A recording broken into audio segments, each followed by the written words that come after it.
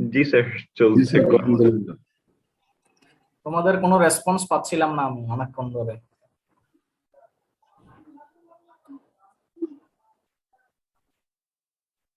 আচ্ছা, এই কোর্সের নামটা মনে আছে তোমাদের নাকি ভুলে গেছি? জি স্যার, মনে আছে স্যার। কোর্সের নাম মনে আছে? জি স্যার। ও গুড। মনে আছে তো? কোর্সের ভিতরে কি ছিল না ছিল এগুলো কি মনে আছে নাকি? না, ওইগুলো তো আমার মাথার ভিতর থেকে বাইরে গেছে। আচ্ছা, খুবই স্বাভাবিক। আচ্ছা, সবার মাইক্রোফোন গুলো একটু মিউট রাখো, হ্যাঁ? জি স্যার।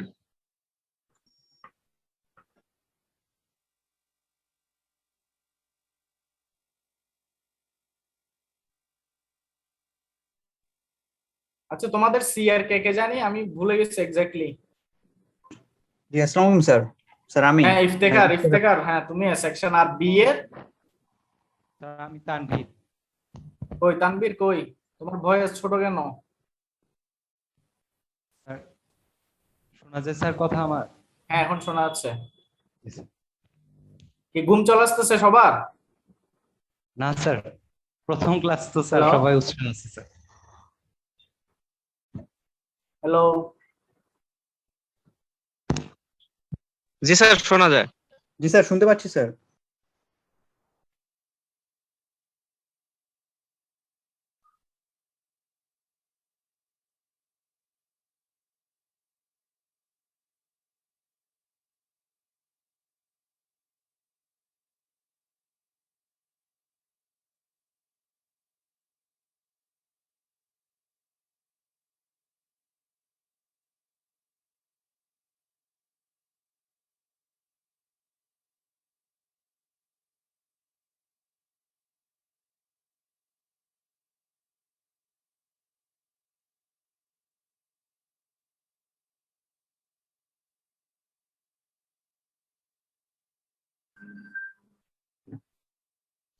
জি স্যার, শুনতে পাচ্ছি।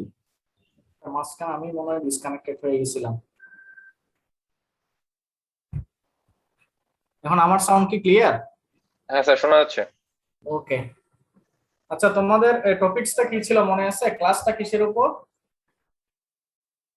ইফতেখার একটু বলবা? জি স্যার, কম্পিউটার প্রোগ্রামিং স্যার। আচ্ছা, ওই আমরা থিওরি পার্টটা পড়েছিলাম আর কি, তাই তো? আর তোমাদের মনে আছে কিনা আমি জানি না, আমরা ক্লাসে কিন্তু আমরা 3টা বা 4টা মনে হয় ক্লাস হয়েছিল আর কি, সেশনাল ক্লাস। মনে পড়তেছে নাকি? তোমাদের কি মনে আছে কিছু? জি স্যার, ক্লাস হয়েছিল স্যার, কয়েকটা ল্যাব হয়েছিল স্যার। হ্যাঁ, ল্যাব আমরা আমার যতদূর মনে পড়ে 3টা বা 4টা এরকম আমরা ক্লাস নিয়েছিলাম। আর যদিও বা প্রোগ্রামিং সেশনালের ম্যাক্সিমাম থিওরি পার্ট আমরা থিওরি পোর্শনে শেষ করেছিলাম, তাই তো? হ্যালো? জি স্যার। জি স্যার। আচ্ছা, আর একটা বিষয় হচ্ছে কি, ওই আমরা যে থিওরি গুলো পড়ে আসছিলাম ওই থিওরির পাশাপাশি আমরা কিছু এক্সাম্পলও তোমাদের দেখিয়েছিলাম, তাই তো? তো এই সেশনাল পার্ট আসলে যেগুলা করানো হবে, যে ওই বেসিক গুলা কাজে লাগিয়ে বা ওই কনসেপ্ট গুলা কাজে লাগিয়ে আমরা নতুন কিছু প্রবলেম দেখবো আর কি।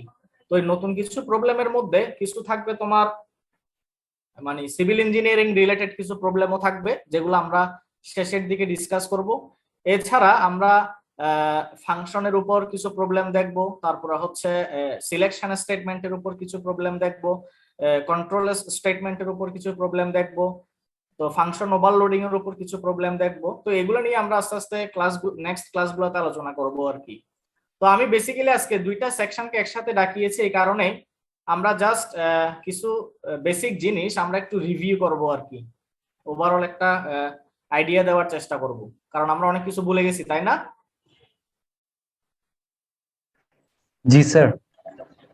আচ্ছা, তোমাদের জ্ঞাতার্থে বলতেছি আরেকটা জিনিস, যে আমার যেহেতু গুগল ক্লাসরুমে কিন্তু এটা আমি আগের মানে 205 এর জন্য যে ক্লাসরুমটা ইউজ করেছিলাম সেম ক্লাসরুমটা আমরা ইউজ করতেছি আর কি 206 এর জন্য। তো ওই সেম ক্লাসরুমে দেখবা যে আমার সকল প্রেজেন্টেশন গুলা ছিল এবং ভিডিও ক্লাস লেকচার গুলা ছিল। তো ইন দা মিন টাইম আমরা হয়তো বা নেক্সট ক্লাস নিয়ে কথা বলবো ক্লাস শেষে, নেক্সট ক্লাসটা আমরা কালকে নিব বা কখন নিব এটার উপর কথা হবে। তো এরপরে দ্যাট মিনস নেক্সট উইক থেকে আমরা ডিরেক্টলি প্রবলেমে ঢুকে যাব। তো ইন দ্য মিন টাইম এর মধ্যে যে কয়দিন সময় পাবা তোমরা, দ্যাট মিনস শুক্র শনি বা আগামীকাল, এই 2-3 দিনের মধ্যে তোমরা ওই আমার ওই ক্লাস ভিডিও যেগুলো ছিল, ক্লাস লেকচারের ভিডিওগুলা বা যেগুলো আমরা প্রেজেন্টেশন দিয়েছিলাম তোমাদেরকে, এগুলো একটু তোমরা জাস্ট গো থ্রো করে দেখবা আর কি, যাতে আমরা প্রবলেম গুলা করতে সুবিধা হয়। যেহেতু ডিরেক্টলি ক্লাসগুলো ভিডিও হিসেবে দেওয়া আছে, সুতরাং কোনো জায়গায় কোনো প্রবলেম থাকলে আমার মনে হয় ভিডিও দেখলে অনেকগুলো ক্লিয়ার হবে আর কি, অনেকগুলো জিনিস। আমি কি বুঝাইতে পারলাম? জি স্যার, বুঝতে পারছি। তারপরও আমি প্রথম দিকে হয়তো একটা দুইটা কম্বাইন ক্লাস নিব, যাতে করে আমরা জাস্ট একটু ধরাই দেওয়ার জন্য, আর কিছুই না, মানে জাস্ট বেসিক জিনিসগুলো একটু জাস্ট মনে করাই দেওয়ার জন্য আমরা একটা দুইটা কম্বাইন ক্লাস নিব, বা রিভিউ ক্লাসই বলতে পারো, সমস্যা নাই। আমরা কি স্টার্ট করতে পারি নাকি? জি স্যার। আচ্ছা, আরেকটা বিষয় হচ্ছে তোমাদের সবার কাছে তো কম্পাইলারটা আছে না, ডেভ সি প্লাস প্লাস যেটা বলেছিলাম আমি? জি স্যার, ইনস্টল আছে। ইনস্টল আছে না? আচ্ছা আচ্ছা। আর হচ্ছে, হ্যাঁ বলো। ওইটা স্যার তাও একবার একটু ক্লাসরুমে আপলোড করে দেন স্যার, অনেকের কাছে নাই তো স্যার। আচ্ছা ঠিক আছে, আমি দিয়ে দিব, সমস্যা না, যদিও এটা ফ্রি সফটওয়্যার, যে কেউ নামাইতে পারবে, তারপর আমি দিয়ে দিব, সমস্যা নাই। আর হচ্ছে কি, এটা একটু ইনস্টল করে ফেলবা আজকে, সবাই ইনস্টল করে ফেলবে, কারণ আমার প্রবলেম গুলো আমি আলটিমেটলি এই কম্পাইলারে পড়াবো তোমাদেরকে। আর হচ্ছে আমাদের কিছু ইভালুয়েশন সিস্টেম থাকবে এক্ষেত্রে। আমরা, তোমরা যেহেতু রুটিনটা পেয়েছো অলরেডি, বা কয়দিন ধরে ক্লাসটা কন্টিনিউ হবে সেটাও জানো, তো আমাদের প্ল্যানিং এর মধ্যে তোমাদের জন্য হয়তো কিছু অ্যাসাইনমেন্ট থাকবে, কিছু কুইজ থাকবে, এরপর আমরা ফাইনাল কুইজ এবং ফাইনাল ভাইবা এবং পারফরমেন্স সহ একটা ক্লাস নিতে পারি। এটা আমরা আস্তে আস্তে তোমাদেরকে জানাই দিব। স্যার সবগুলা কি অনলাইনে হবে, না ফাইনাল কুইজ এগুলা অফলাইনের জন্য রেখে দেওয়া হবে? না, ফাইনাল কুইজ ফাইনাল ভাইবা আমরা অনলাইনে নিয়ে নিব, সমস্যা নাই। জি স্যার। আপাতত কারো কি কিছু জানার আছে?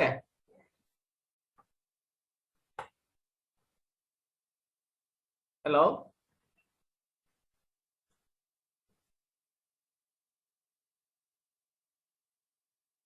Roll number 28, roll number 28। Yes sir. তোমার কোনো রেসপন্স নাই যে, কি ঘুমাচ্ছিলা নাকি? না স্যার, আমি মাইকটা অন করছিলাম। ও আচ্ছা। Roll number 49, roll number 49।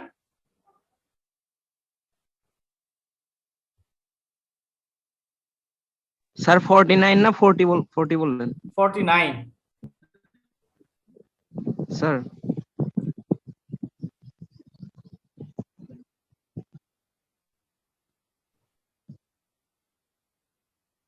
এখানে চ্যাট করতেছে যে কে? স্যার আমি ওকে বের করে দিচ্ছি।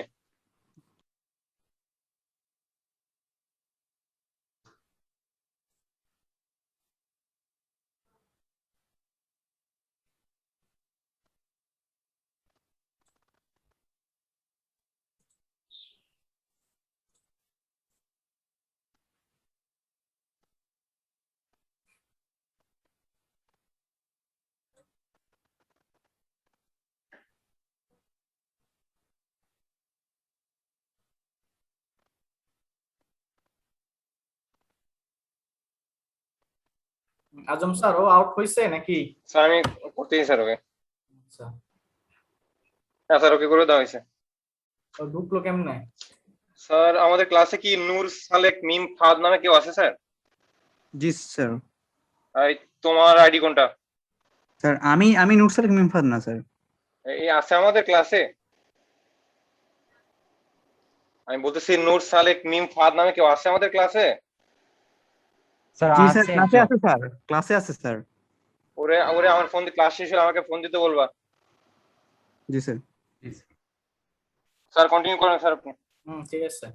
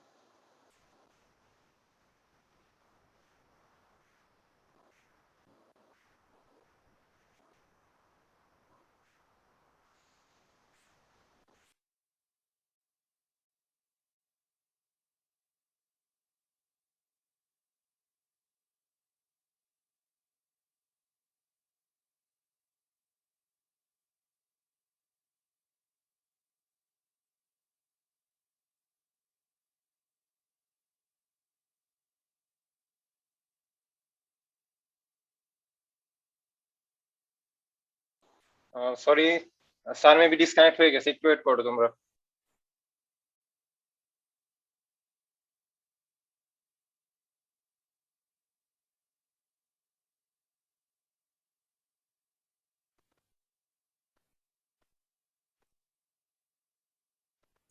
হ্যালো। স্যার আপনি মেবি ডিসকানেক্ট হয়ে গেছিলেন আবার। হ্যাঁ, আমি ডিসকানেক্ট হয়ে গেছিলাম, হ্যাঁ sorry. No problem sir. Recording in progress.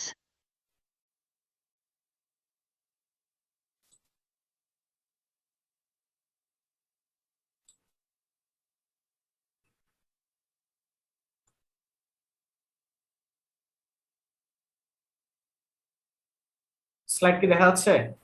G sir, দেখা যাচ্ছে।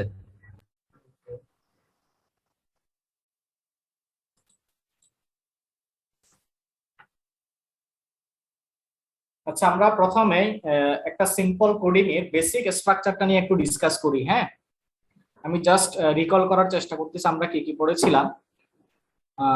এখানে ফার্স্ট লাইনটা কি কেউ বলতে পারবা? কারো কি মনে আছে? Header file. ফার্স্ট যেটা স্টেটমেন্ট দেখতে পাচ্ছি আমরা, এটাকে কি বলে? এই যে হ্যাশ ইনক্লুড অ্যাঙ্গেল ব্র্যাকেটের মধ্যে একটা হেডার ফাইল দেওয়া আছে যেটা হচ্ছে IO stream input and output stream. এটার নাম ছিল হচ্ছে প্রি প্রসেসর ডিরেক্টিভ, মনে পড়তেছে?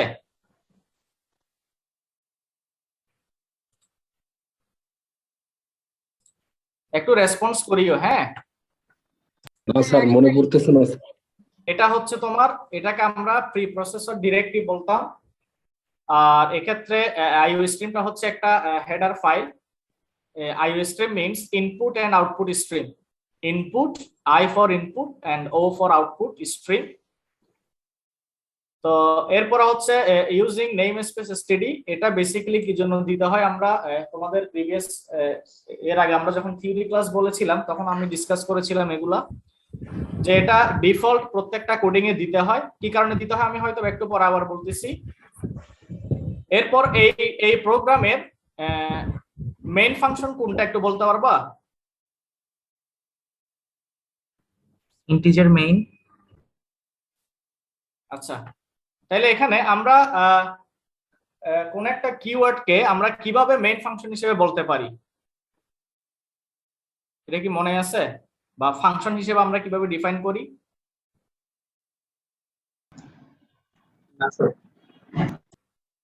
যে কোন একটা কিওয়ার্ড যদি প্যারেন্থেসিস দিয়ে, কোন একটা কিওয়ার্ডের পাশে যদি জেনারেলি ব্ল্যাঙ্ক অথবা কোনো প্যারামিটার সহ যদি কোনো প্যারেন্থেসিস থাকে, তখন আমরা জেনারেলি সেটাকে ফাংশন হিসেবে ধরে নিই। এবং এই প্যারেন্থেসিসের আগে আমরা যে টার্মটা দেখতে পাচ্ছি, এই টার্মটা কি? মেইন। দ্যাট মিন্স এটাকে আমরা মেইন ফাংশন বলে থাকি। তো এর আগে একটা ডেটা টাইপ ডিক্লেয়ার করতে হয়। এই ডেটা টাইপের কাজটা কি? আচ্ছা, ডেটা টাইপ কয় ধরনের কি মনে আছে? Data type, fundamental data types 4 ধরনের। কিরকম বলতো, কি কি ছিল? 2 ধরনের না? Integer, float, double, character. আচ্ছা, টোটাল আমরা কিন্তু 14 টাইপস পড়েছিলাম, 14 ধরনের। ঠিক আছে, তাহলে এখানে আমরা যে ডেটা টাইপটা দেখতে পাচ্ছি সেটা হচ্ছে ইন্টিজার টাইপ, তাই না? জি স্যার। তাই তো? আমি ডেটা টাইপগুলো একটু পরে দেখাবো। হ্যাঁ, একটু পরে আমি ডেটা টাইপগুলো দেখাবো তোমাদেরকে।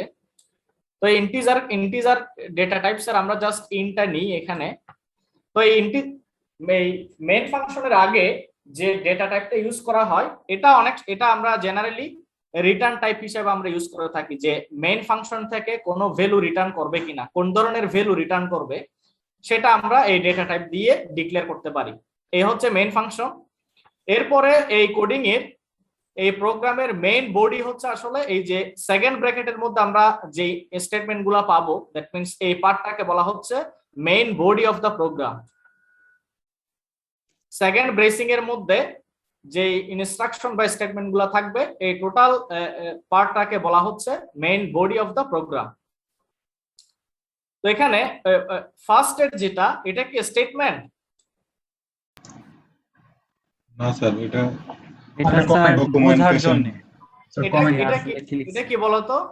Comment maybe. Comments, exactly. হ্যাঁ, একটু মনে করার চেষ্টা করো। আমি জাস্ট মনে পড়তেছি কিনা একটু দেখতেছি। হ্যাঁ, তাহলে এখানে এই ডাবল স্ল্যাশ দ্বারা আমরা কি বুঝি? Single line comment. এটা হচ্ছে একটা কমেন্টস, তাই তো? এই কারণে কিন্তু এই ইনস্ট্রাকশনের পরে কোনো ধরনের সেমিকোলন দেওয়া হয় নাই, তাই না? না জি স্যার। স্যার। দ্যাট মিন্স এটা স্টেটমেন্ট না। তাহলে এটাকে আমরা কি হিসেবে জানবো? যদি কোন একটা ইনস্ট্রাকশন ডাবল স্ল্যাশ দিয়ে শুরু হয় সেটাকে আমরা কমেন্টস হিসেবে জানবো, তাই তো? জি স্যার। এবং এই কমেন্টস এর কাজটা কি? স্যার আমি কি কাজ করতে চাচ্ছি সেটা হচ্ছে বুঝিয়ে দেওয়া। এটা হচ্ছে আসলে মানে একজন রিডার যখন রিড করবে কোডটা, সে ইজিলি আসলে বুঝতে পারবে কমেন্টস দেখে যে আমরা আসলে এখানে প্রত্যেকটা স্টেটমেন্ট দিয়ে আমরা আসলে কি কাজ করতে যাচ্ছি। ওই কাজটা জাস্ট রিডারের বোঝার সুবিধার্থে, যে প্রোগ্রামটা রিড করবে রিডারের বোঝার সুবিধার্থে আমরা কমেন্টস গুলো জেনারেলি ইউজ করে থাকি। এটা কিন্তু সবসময় দরকার হয় না। এবং আলটিমেটলি এই কমেন্টস গুলা কিন্তু কম্পাইলার কি করে না, কম্পাইল করে না। বুঝা গেছে? জি স্যার। ওকে, এরপর দেখো সেকেন্ড লাইন যেটা দেখতে পাচ্ছি, এখানে কোনটা কি কি? এটা তো একটা স্টেটমেন্ট, তাই না? জি স্যার। আমরা স্টেটমেন্ট কিভাবে বুঝি? লাস্ট একটা সেমিকোলন দেখে, তাই তো? এই কারণে এটাকে বলা হচ্ছে স্টেটমেন্ট টার্মিনেটর। এটার নাম কি? সেমিকোলনটার নাম কি? Terminator. Statement terminator. Statement terminator, হ্যাঁ। আর এখানে সি আউটটা কি? স্যার এটা হচ্ছে শো করবে। স্ক্রিনে দেখাবে। না, এটার নামটা কি? আমি কাজে কাজে একটু পরে আসতেছি। আউটপুট। এই সি আউটটা হচ্ছে একটা অবজেক্ট। সি আউট এই টার্মটাকে বলা হয় একটা অবজেক্ট। আমরা কি পড়েছিলাম এরকম একটা টার্ম, মনে আছে কিনা? OOP, object oriented programming. হ্যাঁ। আমরা জেনারেলি তোমাদের দেখিয়েছিলাম কি সি প্লাস প্লাস, না? তাই তো? Yes, sir. C plus plus হচ্ছে একটা অবজেক্ট ওরিয়েন্টেড প্রোগ্রামিং। তো এখানে আমরা আসলে সবগুলো এলিমেন্টকে আমরা অবজেক্ট হিসেবেই রিপ্রেজেন্ট করব। তো এখানে সি আউটটা কি? একটা অবজেক্ট, আউটপুট অবজেক্ট। তো এই অবজেক্টকে ইউজ করার জন্য কোন হেডার ফাইলটা দরকার হবে সেটা কিন্তু প্রিপ্রসেসর ডিরেক্টিভে মেনশন করে দিতে হয়। বুঝা গেছে ব্যাপারটা? আমরা যে ধরনের অবজেক্ট ইউজ করি না কেন, যে কোনো ধরনের অবজেক্ট ইউজ করি না কেন, ওই অবজেক্টটা কোন হেডার ফাইলে থাকবে সেই হেডার ফাইলটা কিন্তু আমাকে প্রিপ্রসেসর ডিরেক্টিভে কি করে দিতে হবে? ডিক্লেয়ার করে দিতে হবে, যাতে করে সে ওই হেডার ফাইল থেকে এই যে আউটপুট অবজেক্ট বা ইনপুট অবজেক্টের অপারেশন গুলো যাতে সে ইউজ করতে পারে। বুঝা গেছে? জি স্যার। আর এই নোটেশনটার নাম কি? এই অপারেটরের নাম কি? এরকম আরেক ধরনের অপারেটর আছে। স্যার উপরেটা স্যার আউটপুট আর নিচেটা স্যার ইনপুট। হ্যাঁ, এটা কি মনে আছে? আউটপুট অপারেটর, এটা হচ্ছে আমার আউটপুট অপারেটর। আর তার অপোজিট ডিরেকশনে থাকলে সেটা হচ্ছে কি? ইনপুট অপারেটর, তাই তো? তখন আমরা কি ইউজ করি? সিইন, তাই না? Yes sir.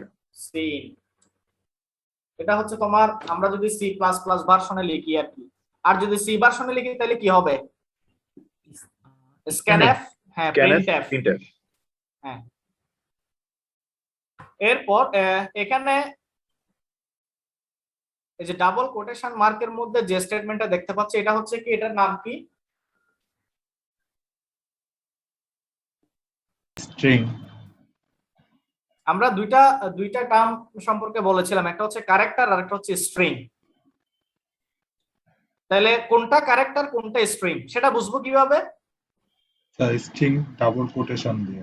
হ্যাঁ, এটা খুব সিম্পলি বোঝার একটা নিয়ম হচ্ছে কি, নরমালি স্ট্রিং গুলো ডাবল কোটেশন মার্কের মধ্যে থাকে। আর যদি ক্যারেক্টার হয় সেক্ষেত্রে কিভাবে বুঝবো? Single quotation. Single quotation mark থাকবে। এবং এই যেমন ধরো 1 কে কি আমি ক্যারেক্টার হিসেবে ধরতে পারবো যদি আমরা শুধু 1 লিখি? না স্যার। স্মল এ এটাকে ক্যারেক্টার হিসেবে ধরতে পারবো? No sir. ক্যাপিটাল এ এটাকে ক্যারেক্টার হিসেবে ধরতে পারবো? No sir. যদিও বা এই প্রত্যেকটা হচ্ছে আসলে ক্যারেক্টার, যদিও বা ওয়ানকে আমরা এই মুহূর্তে ক্যারেক্টার বলতে পারবো না, বাকিগুলো আমরা অ্যালফাবেটিক যে সিম্বল গুলো দেখি সবগুলো হচ্ছে ক্যারেক্টার, বা প্রনাউন পাংচুয়েশন যে মার্ক গুলো দেখি আমরা সবগুলো হচ্ছে তোমার ক্যারেক্টার। তো এই ক্যারেক্টার আসলে এগুলা যে ক্যারেক্টার সেটা কম্পাইলার বুঝবে কিভাবে, আমরা যদি সিঙ্গেল কোটেশন মার্ক দিই এবং ওয়ান এর সাথে যদি আমরা সিঙ্গেল কোটেশন মার্ক দিই, সেক্ষেত্রে কম্পাইলার এটাকে কি বুঝে নিবে, এটাও একটা ক্যারেক্টার, তাই না? জি স্যার। তাহলে আমরা ক্যারেক্টার এবং স্ট্রিং এর মধ্যে কিভাবে ডিফারেন্সিয়েট করতে পারবো?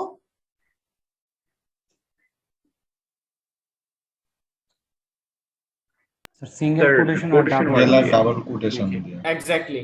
আচ্ছা, এখানে আরেকটা আমরা নোটেশন দেখতে পাচ্ছি, নোটেশন না এক্স্যাক্টলি অপারেটর, এটার নাম কি বলতে পারবা? New line. New line character. New line character. Exactly, এটা হচ্ছে নিউ লাইন ক্যারেক্টার। তো এটার একটা স্পেশাল কাজ আছে, কাজটা কি বলতে পারবা? স্যার নতুন লাইন তৈরি করে একের অধিক আউটপুট দেখতে চাইলে নিউ লাইন দিতে হবে। এক্স্যাক্টলি, যেমন ধরো যদিও বা এখানে আমার স্টেটমেন্ট হচ্ছে একটা, এখানে আসলে দেওয়ার দরকার ছিল না, এটা জাস্ট বোঝার সুবিধার্থে দেওয়া। তা আমরা যখন অনেকগুলো স্টেটমেন্ট যদি আমরা আউটপুট হিসেবে দেখতে চাই, অনেকগুলা রেজাল্ট বলি বা আউটপুট বলি বা স্টেটমেন্ট বলি, আমরা যদি আউটপুটে দেখতে চাই আউটপুট স্ক্রিনে, তাহলে সেক্ষেত্রে আমাদের কি ইউজ করা ভালো, যে প্রত্যেকটা আউটপুট বা প্রত্যেকটা স্টেটমেন্ট যাতে নিউ লাইনে যাতে আমরা পাই, সে কারণে আমরা চাইলে কি ইউজ করতে পারি, এই নিউ লাইন ক্যারেক্টারটা ইউজ করতে পারি। ক্লিয়ার? জি স্যার। আচ্ছা, এটা আর একভাবে এখানে ইউজ করা যায়, কেউ কি বলতে পারবা কিভাবে? End of line. Sir end end of line দিয়ে করা যায়, কিন্তু আমরা ইএনডিএল স্যার। হ্যাঁ, ইএনডিএল, এন্ড অফ লাইন। আচ্ছা, আমরা এভাবে এই যে নিউ লাইন ক্যারেক্টারকে আমরা এখানে যেভাবে দেখাচ্ছি, এখানে কিভাবে দেখাচ্ছি, স্ট্রিং এর ভিতরে, তাই না? জি স্যার। আমরা স্ট্রিং এর বাইরে দেখাইতে পারবো কিনা নিউ লাইন ক্যারেক্টারটাকে? স্যার পারা জি যাবে। স্যার পারবো। তখন আমরা কিভাবে দেখাবো? এই যে তোমাদের তো এখন মনে পড়তেছে দেখি সব, কিভাবে দিতে পারবো বলতে পারবা? স্যার তখন স্যার ইএনডিএল এর সেমিকোলন। না না, আমরা ইএনডিএল ইউজ করতে পারছি না, আমরা জাস্ট নিউ লাইন ক্যারেক্টারটা ইউজ করতে পারছি অন্যভাবে। স্যার ডাবল স্ট্রিং এর ভিতরে নিউ লাইন ক্যারেক্টার। না, এটা তো অলরেডি ইউজ করা হয়েছে এখানে, এটা ছাড়া বলতেছি অন্য কোনো ওয়ে। হ্যাঁ বলো। সেমিকোলনের পরে আবার সেমিকোলন ডাবল কোটেশনের মধ্যে সেমিকোলনের স্যার ইয়া কোলনের পরে আবার আউটপুট অপারেটরটা ইউজ করার পরে দেন স্ট্রিং এর ভিতরে আবার ওই এটা কি নিউরন ক্যারেক্টারটা। এটাকে আমরা মানে সেমিকোলনের পরে করব নাকি? না না স্যার সেমিকোলনের আগে। আচ্ছা, দ্যাট মিন্স আমি যদি জাস্ট এভাবে দেখি যে এটা হচ্ছে ডাবল কোটেশন মার্কের মধ্যে আমার স্টেটমেন্টটা আছে এইভাবে, এখানে তোমার আউটপুট অপারেটর ছিল, এখানে গিয়ে আমি কি করব, আরেকটা আউটপুট অপারেটরের হেল্প নিব যাতে সে ওই নিউ লাইন ক্যারেক্টারটাকে যাতে সে কি করতে পারে, অ্যাক্টিভ করতে পারে। হ্যাঁ, রিড করতে পারে। এই যে আমি এখানে দিয়ে এখন সেটাকে আমি ক্যারেক্টার হিসেবে দেখাচ্ছি জাস্ট সিঙ্গেল কোটেশন মার্ক দিয়ে। এই জাস্ট আমার কাজটা শেষ এখানে, বুঝা গেছে এখন? Yes sir. আমি এখন নিউ লাইন ক্যারেক্টারকে জাস্ট মানে ইন্ডিভিজুয়াল ক্যারেক্টার হিসেবে আমি জাস্ট বের করে নিয়ে আসলাম। এটা এভাবেও দেওয়া যায়, আবার সেটা আমরা চাইলে ওই যে স্ট্রিং এর ভিতরেও রাখতে পারি, স্ট্রিং এর লাস্টে। বুঝা গেছে? জি স্যার। ওকে, আরেকটা ছিল ট্যাব ক্যারেক্টার, এটা মনে আছে? এটার কাজটা কি? স্পেস তৈরি করা। স্পেস স্যার একটা স্পেস ক্রিয়েট করা। একটা স্পেস ক্রিয়েট, এটা আমাদের আমরা যদি মানে নিউ লাইনে যদি স্টেটমেন্ট গুলো না চেয়ে আমরা যদি স্টেটমেন্ট গুলো এভাবে পেতে চাই যে একটা স্টেটমেন্ট এভাবে আসলো, এরপর একটা গ্যাপ হবে, একই লাইনে সেকেন্ড স্টেটমেন্টটা আসবে, এরপর আরেকটা গ্যাপ হবে, এরপর আরেকটা স্টেটমেন্ট আসবে, দ্যাট মিন্স সবগুলো স্টেটমেন্ট বা রেজাল্টের মাঝখানে একটা গ্যাপ থাকবে। এই কাজটা কি দিয়ে করতে পারি আমরা? Tab character.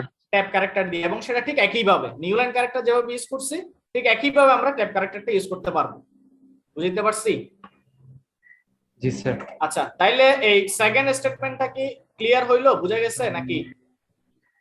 স্যার ট্যাব ক্যারেক্টারটা আরেকবার বুঝাবেন? হ্যাঁ, অবশ্যই বলতেছি।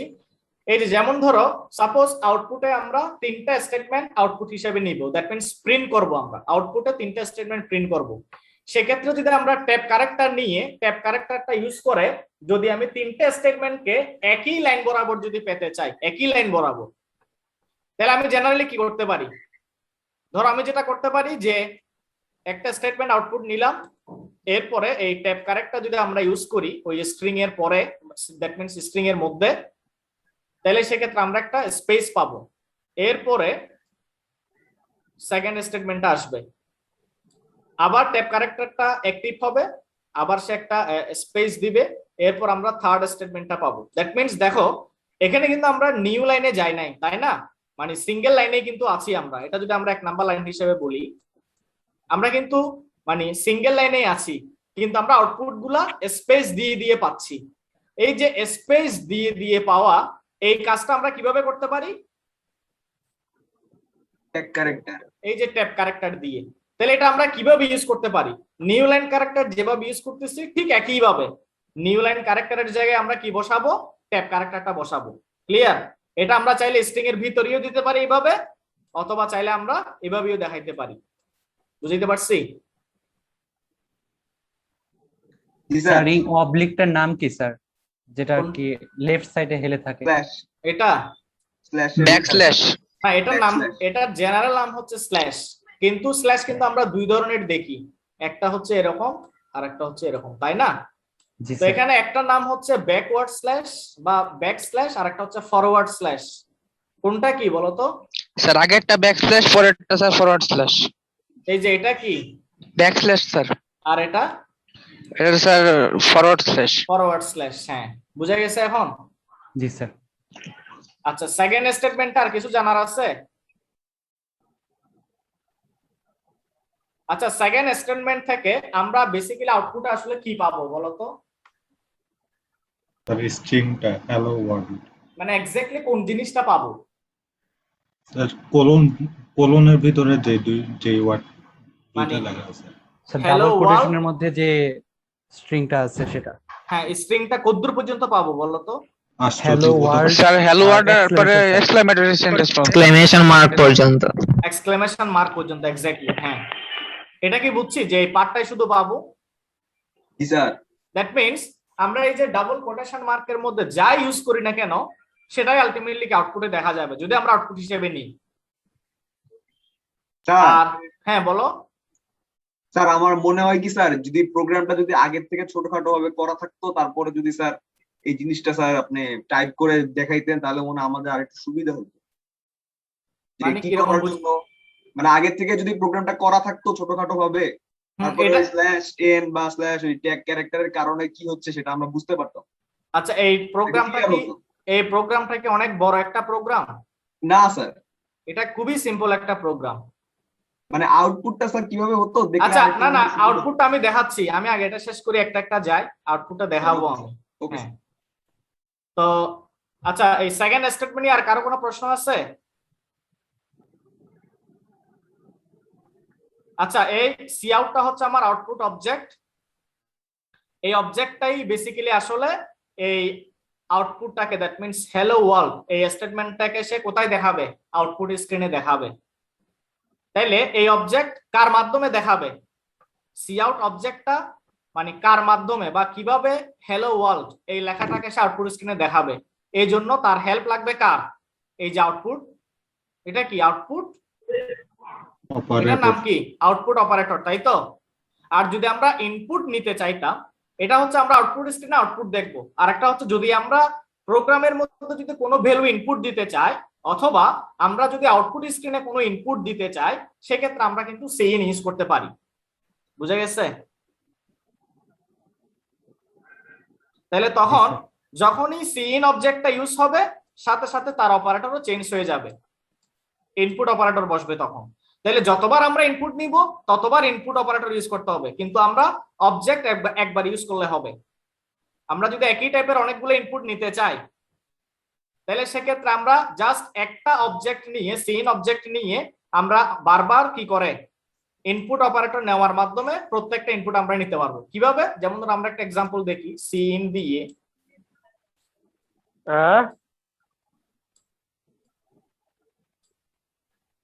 ধরো আমরা এক্স নিলাম,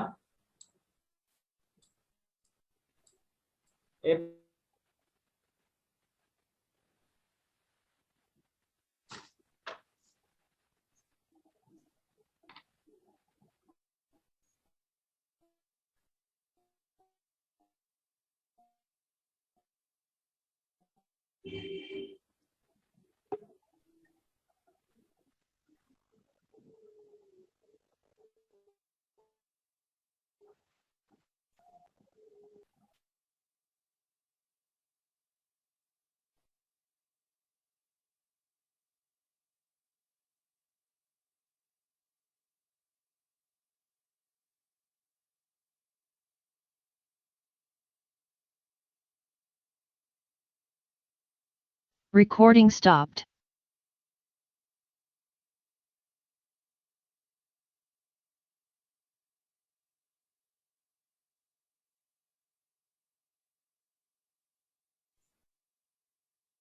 দুঃখিত স্যার, একটু ডিসকানেক্ট হয়ে গেছেন, একটু ওয়েট করো, sorry. Recording in progress.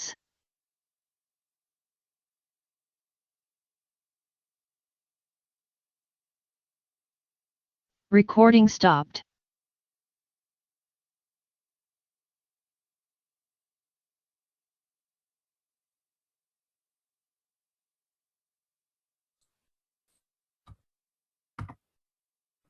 Hello, sir শোনা যাচ্ছে স্যার? হ্যাঁ সরি, আমি আসলে ডিসকানেক্টেড হয়ে যাচ্ছি বারবার নেটওয়ার্কের প্রবলেমের কারণে। আচ্ছা, লাস্টের যেটা আমরা আরেকটা নতুন স্টেটমেন্ট দেখতে পাচ্ছি সেটা হচ্ছে রিটার্ন 0। এটা সম্পর্কে কেউ কি বলতে পারবা, মনে আছে কিনা?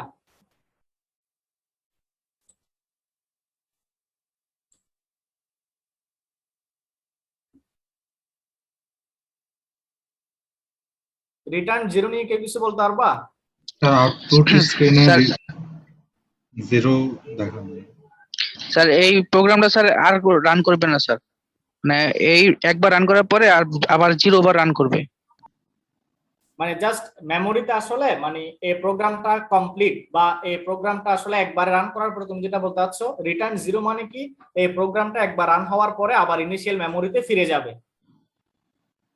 এই প্রোগ্রামটা একবার রান হওয়ার পরে আবার সে মানে দ্যাট মিন্স এই প্রোগ্রামের রেজাল্ট আবার ইনিশিয়াল মেমোরিতে ফিরে যাবে, সে কারণে আমরা রিটার্ন 0 দিই। এখন একটা বিষয় বলি, সব সময় কি আমরা রিটার্ন 0 দিব এখানে, নাকি অন্য কোনো ভ্যালু দেওয়া যাবে?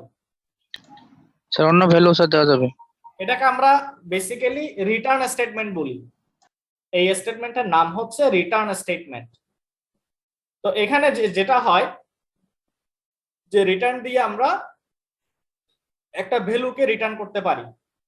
যেমন ধরো যে কোনো ভ্যালু, এটা জাস্ট 0 যে না, সব সময় যে 0 হবে তা না, যে কোনো ভ্যালু হইতে পারে। তাইলে এখানে যেটা হবে এই ভ্যালুটার একটা ডেটা টাইপ থাকবে। তাইলে যেমন ধরো এখানে আমরা দেখাচ্ছি রিটার্ন 0, তাহলে 0 এর ডেটা টাইপ কি?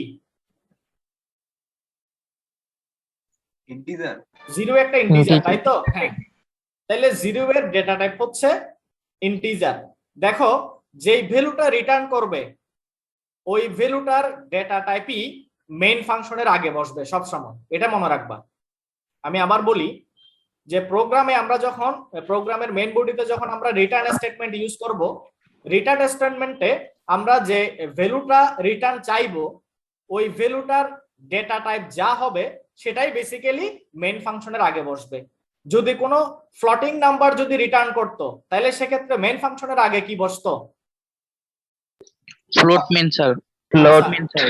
এটা আবার দেখবা যে অনেক সময় ভয়েড মেইন হিসেবেও থাকে, খেয়াল করছো কিনা তোমরা জানি না আমি। স্যার রেকর্ডিংটা একটু অফ হয়ে গেছে, তো যদি একটু অন করে দিতেন। হ্যাঁ, কি অফ হয়ে গেছে? Sir recording.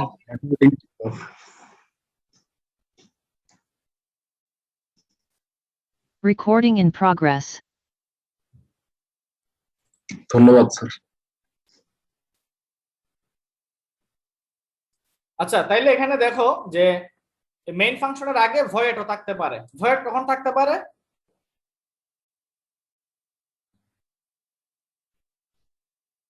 হ্যালো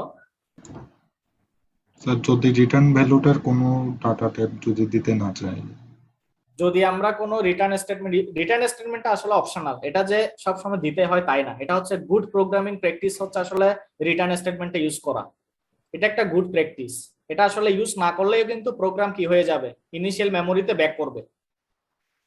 তো এখানে ভয়েডটা বেসিক্যালি আমরা ভয়েডের ইউজ দেখবো, কয়েকটা প্রবলেম যদি দেখি আমরা তখন ক্লিয়ার হবে ভয়েডটা কখন ইউজ করি।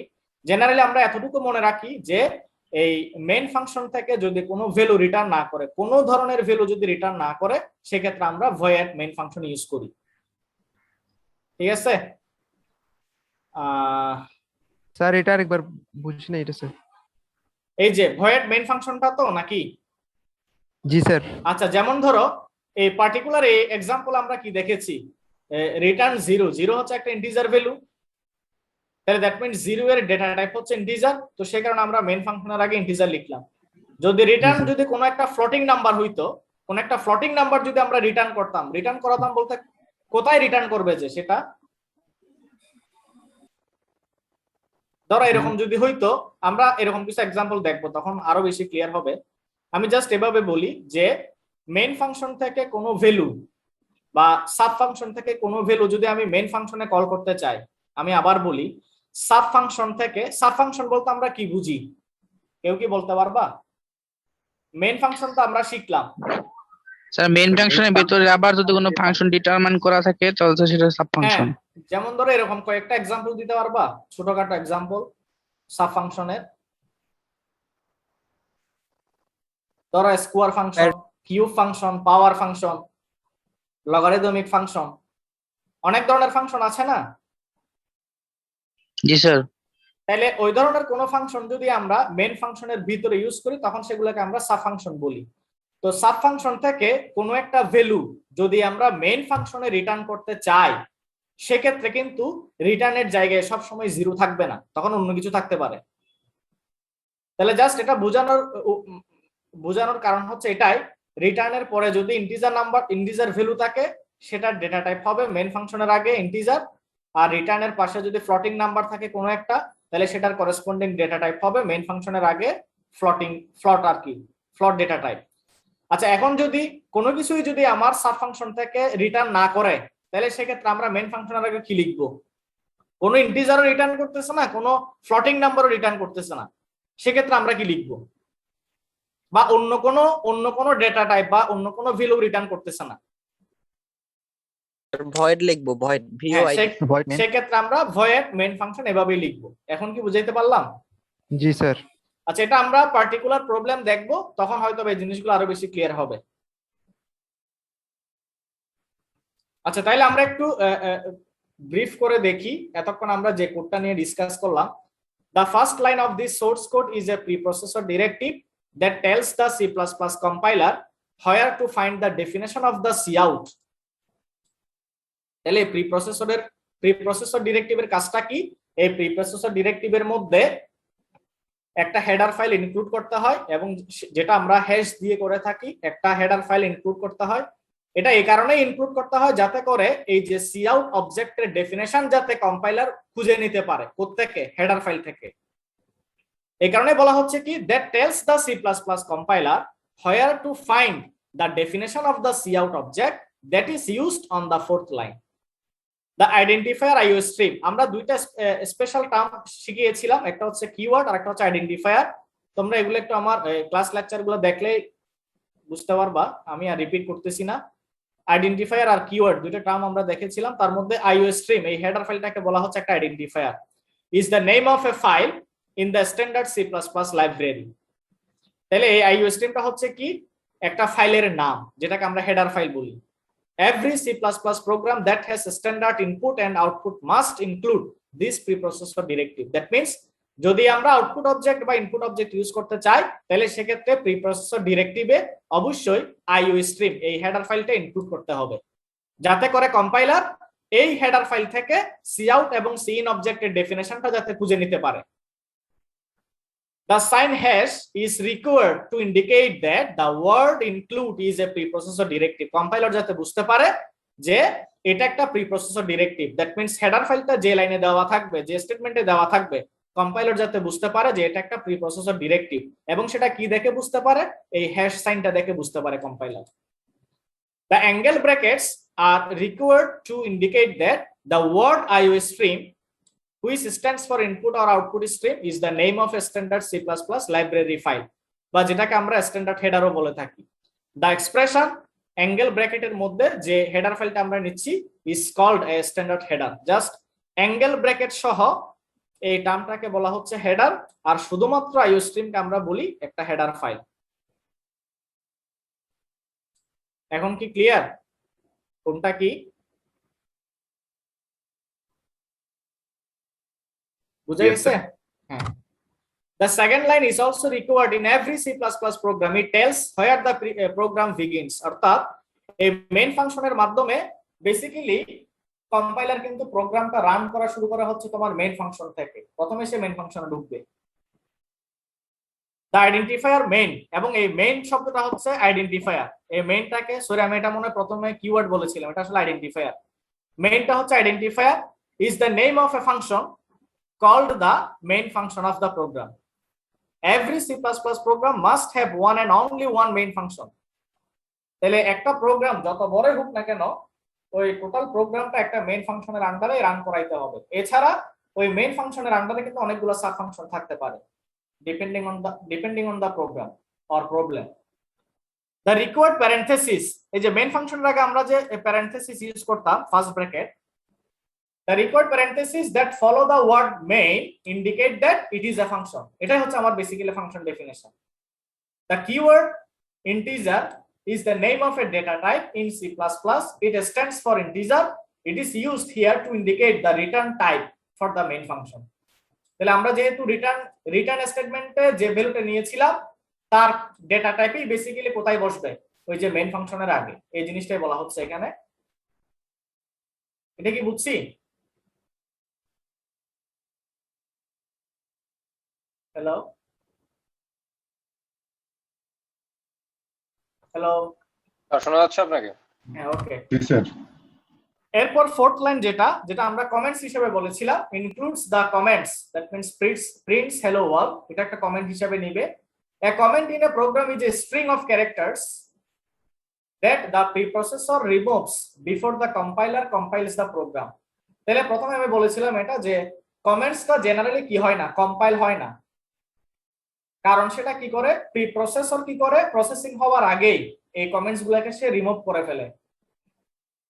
It is included to add explanation for human readers. In C++, any text that follows the double slash symbol up to the end of the line is a comment. তাহলে কমেন্টটা সব সময় এই নোটেশনটা maintain করবে।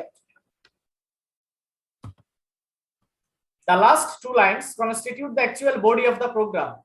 A program body is a sequence of program statements enclosed in bracing, second bracing. In this example, there is only one statement, cout. তাহলে আমরা return 0 এটাকে statement হিসেবে বলতেছি না এখানে, কেন বলতো? In this example, there is only one statement. তাহলে আমরা রিটার্ন স্টেটমেন্টটাকে স্টেটমেন্ট হিসেবে ধরতেছি না কেন, বলতে পারবা?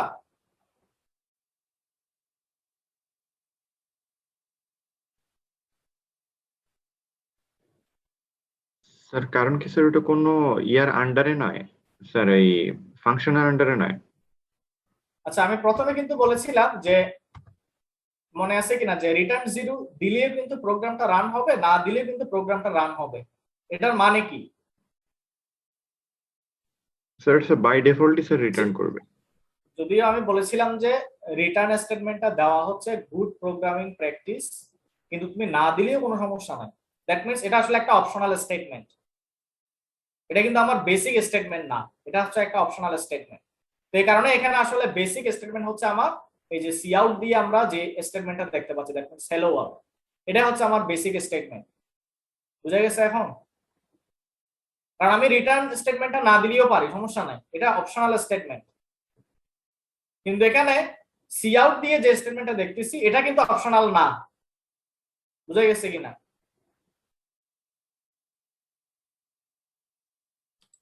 হ্যালো, জি স্যার। আচ্ছা, এরপর it says to send the string hello world to the standard output string object cout.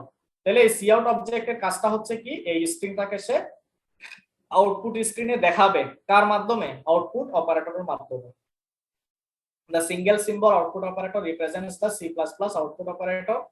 When this statement executes, the characters enclosed in quotation marks are sent to the standard output device or monitor, which is usually the computer screen, যেখানে আমরা আউটপুটটা দেখতে পাবো। The last two characters, that means new line character, represent the new line character. When the output device encounters that character, it advances to the beginning of the next line of text on the screen. Finally, note that every program statement must end with a semicolon. এই কারণে এটাকে বলা হচ্ছে semicolon statement terminator. কেউ কিছু বলবা? Hello, না স্যার। ওকে। এন্ড লাস্ট ওয়ান যে রিটার্ন স্টেটমেন্টটা টার্মিনেটস দা ফাংশন মেইন ফাংশনটাকে টার্মিনেট করবে and also the program এবং প্রোগ্রামটাকে সে টার্মিনেট করবে, দ্যাট মিন্স ইনিশিয়াল মেমোরিতে ব্যাক করবে, আবার returning a value of 0 as an exit code to the calling program. So it is a standard practice to use the exit code 0 to indicate that a program has terminated correctly. তো আমরা output বা input operator নিয়ে তো বললামই।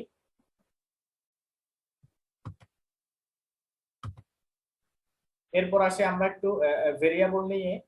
আচ্ছা, output অপারেটরকে আমরা clearly বুঝছি সবাই, নাকি কারো কনফিউশন আছে? একটু বলো তো আগে, আমি একটা শেষ করে যাই। আমরা যদি আউটপুট অবজেক্ট যদি ইউজ করতে চাই, তাহলে সেক্ষেত্রে আমাদেরকে আসলে কি কি লাগবে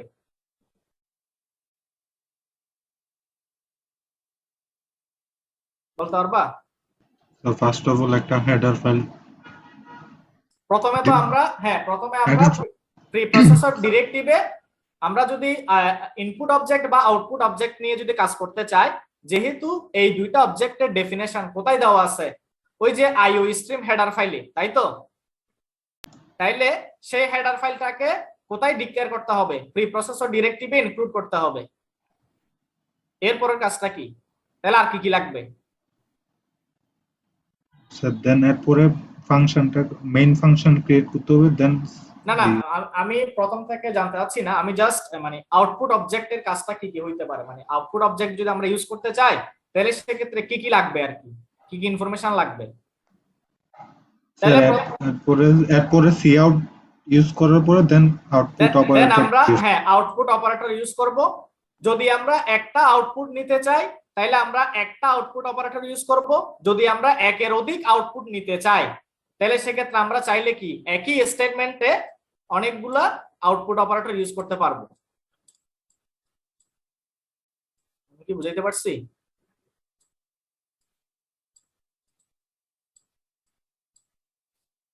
এটা কি বুঝছি?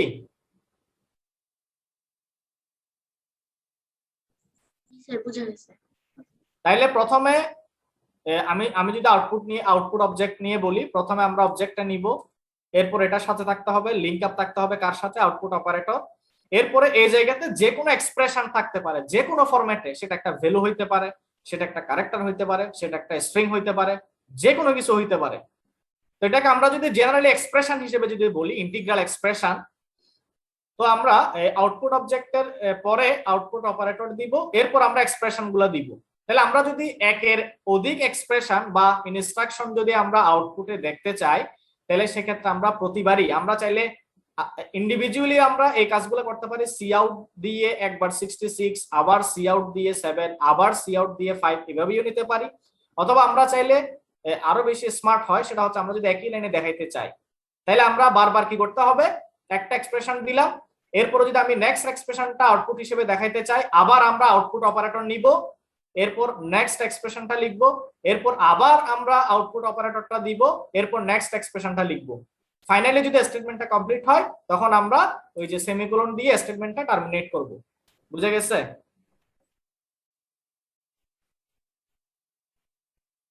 বুঝছি নাকি সি আউটের ব্যাপারটা? Hello, yes sir. আচ্ছা, এবার বলো যে সিন এর ক্ষেত্রে আমরা কি করব? ইনপুট অবজেক্টের ক্ষেত্রে স্যার ইয়ার কি স্যার সিইন দিয়ে স্যার শুধু অপারেটরটা ইনপুট অপারেটর অপারেটরটা করে দিতে হবে। এক্ষেত্রেও তাহলে একই নিয়ম, আমরা যদি একের অধিক ইনপুট নিতে চাই সেটাও আমরা চাইলে একই স্টেটমেন্টে দেখাইতে পারি, যেটা আমি একটু আগে দেখিয়েছিলাম। এক্স, তারপর ওয়াই নিলাম, তারপর আমরা জেড নিলাম, এরপর আমরা স্টেটমেন্টটা টার্মিনেট করে দিব। তো দেখো এখানে আমরা যে কাজটা করতেছি ইনপুট অবজেক্টের, এই বেসিক্যালি এই ধরনের স্টেটমেন্ট আমরা কোন ক্ষেত্রে ইউজ করব বলতে পারবা?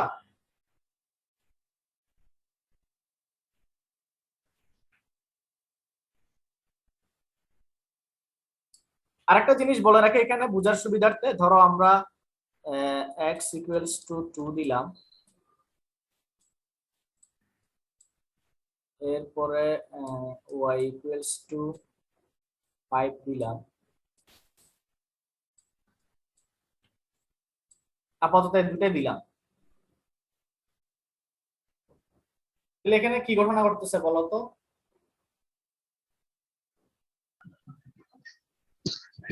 স্যার x ভেরিয়েবলে 2 আর y ভেরিয়েবলে 5 এখানে ইনপুট হচ্ছে।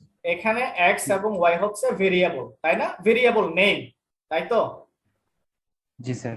আচ্ছা, আর এই অপারেটরের নাম কি? এই যে ইকুয়াল সাইন যেটা, এই অপারেটরের নাম কি? Assignment operator, exactly. আর এখানে 2 এবং 5টা কি? ভ্যালু অফ দা ভেরিয়েবল, তাই না? ভ্যালু জি, অফ স্যার। The variable. তাহলে এখানে 2 হচ্ছে x ভেরিয়েবলের একটা ভ্যালু। দ্যাট মিন্স এটার অর্থটা কি? এই স্টেটমেন্টের অর্থটা কি?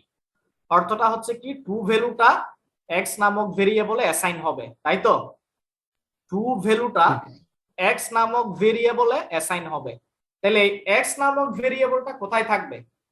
মেমোরিতে x নামক একটা জায়গাতে। মেমোরিতে আলাদা একটা স্লট থাকবে এরকম, যে স্লটটার নাম হচ্ছে x। তাহলে যখনই আমরা এই স্টেটমেন্টটা যখন এক্সিকিউট হবে, দ্যাট মিন্স কি 2টা কি হবে? x এ x নামক ভেরিয়েবল বা x নামক অ্যাড্রেসে কি হবে? অ্যাসাইন হবে। তাহলে আমরা এখানে মেমোরিতে কত দেখতে পাবো? x এর মেমোরিতে 2 দেখতে পাবো, তাই না? বুঝছে কিনা? জি স্যার। আচ্ছা, তাইলে এই ধরনের কাজগুলো আমরা কখন করি?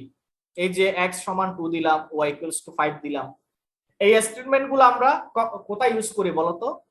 সাম করার ক্ষেত্রে বা আমরা বেসিক্যালি মানে প্রোগ্রাম বডি, যেটা প্রোগ্রাম বডিতে আমরা এক্স ওয়াই ভেরিয়েবলের ইনপুট গুলো এভাবে নিতে পারি।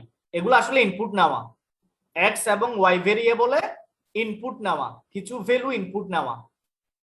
তাহলে আমরা কিন্তু ইনপুটটা দুইভাবে নিতে পারি। এটা আসলে বলার কারণ হচ্ছে এটাই যে আমরা ইনপুট চাইলে ডিরেক্টলি এভাবে নিতে পারি। এটা আমরা জাস্ট ওই প্রোগ্রামের মেইন বডিতে থাকবে, এই ইনফরমেশন গুলা স্টেটমেন্ট গুলা প্রোগ্রামের মেইন বডিতে থাকবে। তাহলে আমরা এভাবেও কিন্তু কি এক্স ওয়াই নামক ভেরিয়েবলের ভ্যালুগুলো আমরা কি করতে পারি? ইনপুট দিতে পারি এভাবে ডিরেক্টলি। আর আমরা অন্যভাবেও ইনপুট নিতে পারি। এই অন্যভাবে যেটা, সেটা হচ্ছে এই ওয়েটা। তাহলে এটা আমরা কখন ইউজ করব বলো তো? এই ইনপুটগুলো আমরা কোথায় দিব? স্যার এটা স্যার আউটপুট স্ক্রিনে স্যার। এক্স্যাক্টলি। আমরা যদি আউটপুট স্ক্রিনে যদি আমরা ইনপুটগুলো দিতে চাই,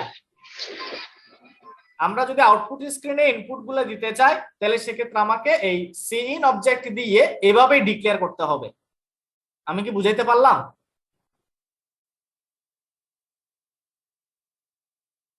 আমরা যদি প্রোগ্রামের মধ্যে যদি কোন একটা ভেরিয়েবলের ভ্যালু যদি ডিরেক্টলি ইনপুট দিতে চাই, তাহলে আমরা এভাবে ইনপুট দিতে পারবো। ক্লিয়ার? আর যদি আমরা চাই যে না, আমি আউটপুট স্ক্রিনে ইনপুটটা দিব, ইনপুটের ভ্যালুগুলো দিব, তাহলে আমি এই মুডে লিখতে পারবো, সিইন অবজেক্ট ইউজ করে এভাবে লিখতে পারবো। ক্লিয়ার এখন? মানে স্যার আর কি, হ্যাঁ বলো। প্রোগ্রাম কম্পাইল করার পর আমরা ভ্যালু যদি দিতে চাই তাহলে সিআইএন প্রোগ্রাম কম্পাইল করার পরে, রান করার পরে যখন আউটপুট স্ক্রিনটা আসবে, তখন তোমাকে এক্স ওয়াই এবং জেড এর ভ্যালুগুলো তোমার কাছ থেকে চাইবে। যতক্ষণ না পর্যন্ত তুমি এক্স ওয়াই এবং জেড এর ভ্যালু ইনপুট না দিবা, ততক্ষণ কিন্তু তোমাকে রেজাল্টটা দেখাবে না। জি স্যার, বুঝতে পারছি। তাহলে এখানে আসলে বিষয়টা হচ্ছে কি, মানে তুমি চাইলে আউটপুটটা মেইন প্রোগ্রামেও দিতে পারবা, আবার তুমি চাইলে ইনপুট গুলো তুমি চাইলে মেইন প্রোগ্রামেও দিতে পারবা, আবার ইনপুট গুলো তুমি চাইলে আউটপুট স্ক্রিনেও দিতে পারবা। আমি কি বুঝাইতে পারলাম? জি স্যার। ওকে, তাহলে আমরা আউটপুট কিভাবে দেওয়া যায় দেখলাম। এবং এখানে আরেকটা বিষয় বলি, এই যে আউটপুট বলি বা ইনপুট বলি, যাই বলি না কেন, এখানে কিন্তু আমরা ওই যে প্রথমে বলেছিলাম নিউ লাইন ক্যারেক্টার আর হচ্ছে তোমার ট্যাব ক্যারেক্টার, এই সবগুলাই কিন্তু আমরা ইউজ করতে পারবো। বুঝাইতে পারছি? যদি কেউ প্রয়োজন মনে করো যে আমার একের অধিক আউটপুট স্ক্রিনে যদি আমরা দেখতে চাই, বা একের অধিক যদি আমরা ইনপুট দিতে চাই, তাহলে সব ক্ষেত্রেই আমরা নিউ লাইন ক্যারেক্টার বা ট্যাব ক্যারেক্টারের ইউজটা করতে পারি। বুঝতে পারছি? কিভাবে করব সেটা কি বলতে পারবা? যদি আমরা ইউজ করতে চাই কিভাবে করব? তো স্ল্যাশ টি দিয়ে অথবা স্ল্যাশ এন দিয়ে এন্ড লাইন দিয়ে। আমরা যেহেতু এখানে স্ট্রিং এই স্টেটমেন্টে যেহেতু কোনো স্ট্রিং নাই, এটা জাস্ট একটা নিউমেরিক্যাল ভ্যালু, তাহলে সেক্ষেত্রে আমরা কোন মুডে দিতে পারবো বলো তো? কোন মুড? এই যে এই মুডটা ইউজ করতে পারবো। ক্লিয়ার?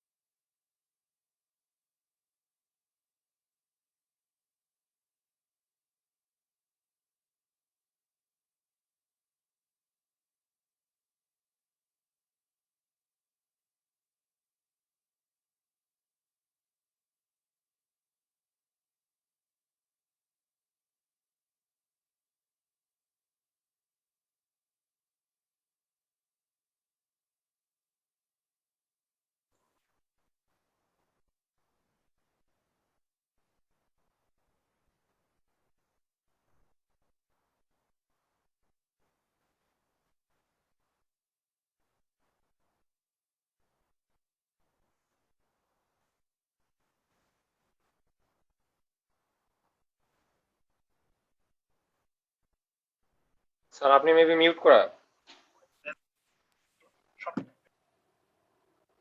স্যার স্যার আপনার ভয়েস আসতেছে না।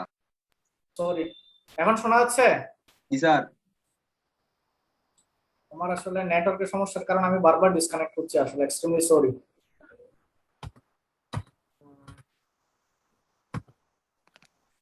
স্যার হ্যাঁ বলো।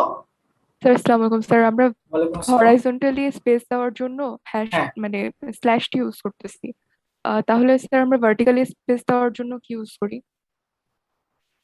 হরাইজন্টাল মানে বুঝি নাই, আবার একটু বলো তোমার প্রশ্নটা, আমি ক্লিয়ার স্যার না। আমরা যখন প্রোগ্রামটা লিখি আমরা হ্যাঁ। আউটপুট ফাইলে হরাইজন্টাল একটা স্পেস ক্রিয়েট করার জন্য হ্যাশ টি ইউজ করি যে। ট্যাব ক্যারেক্টার আর কি?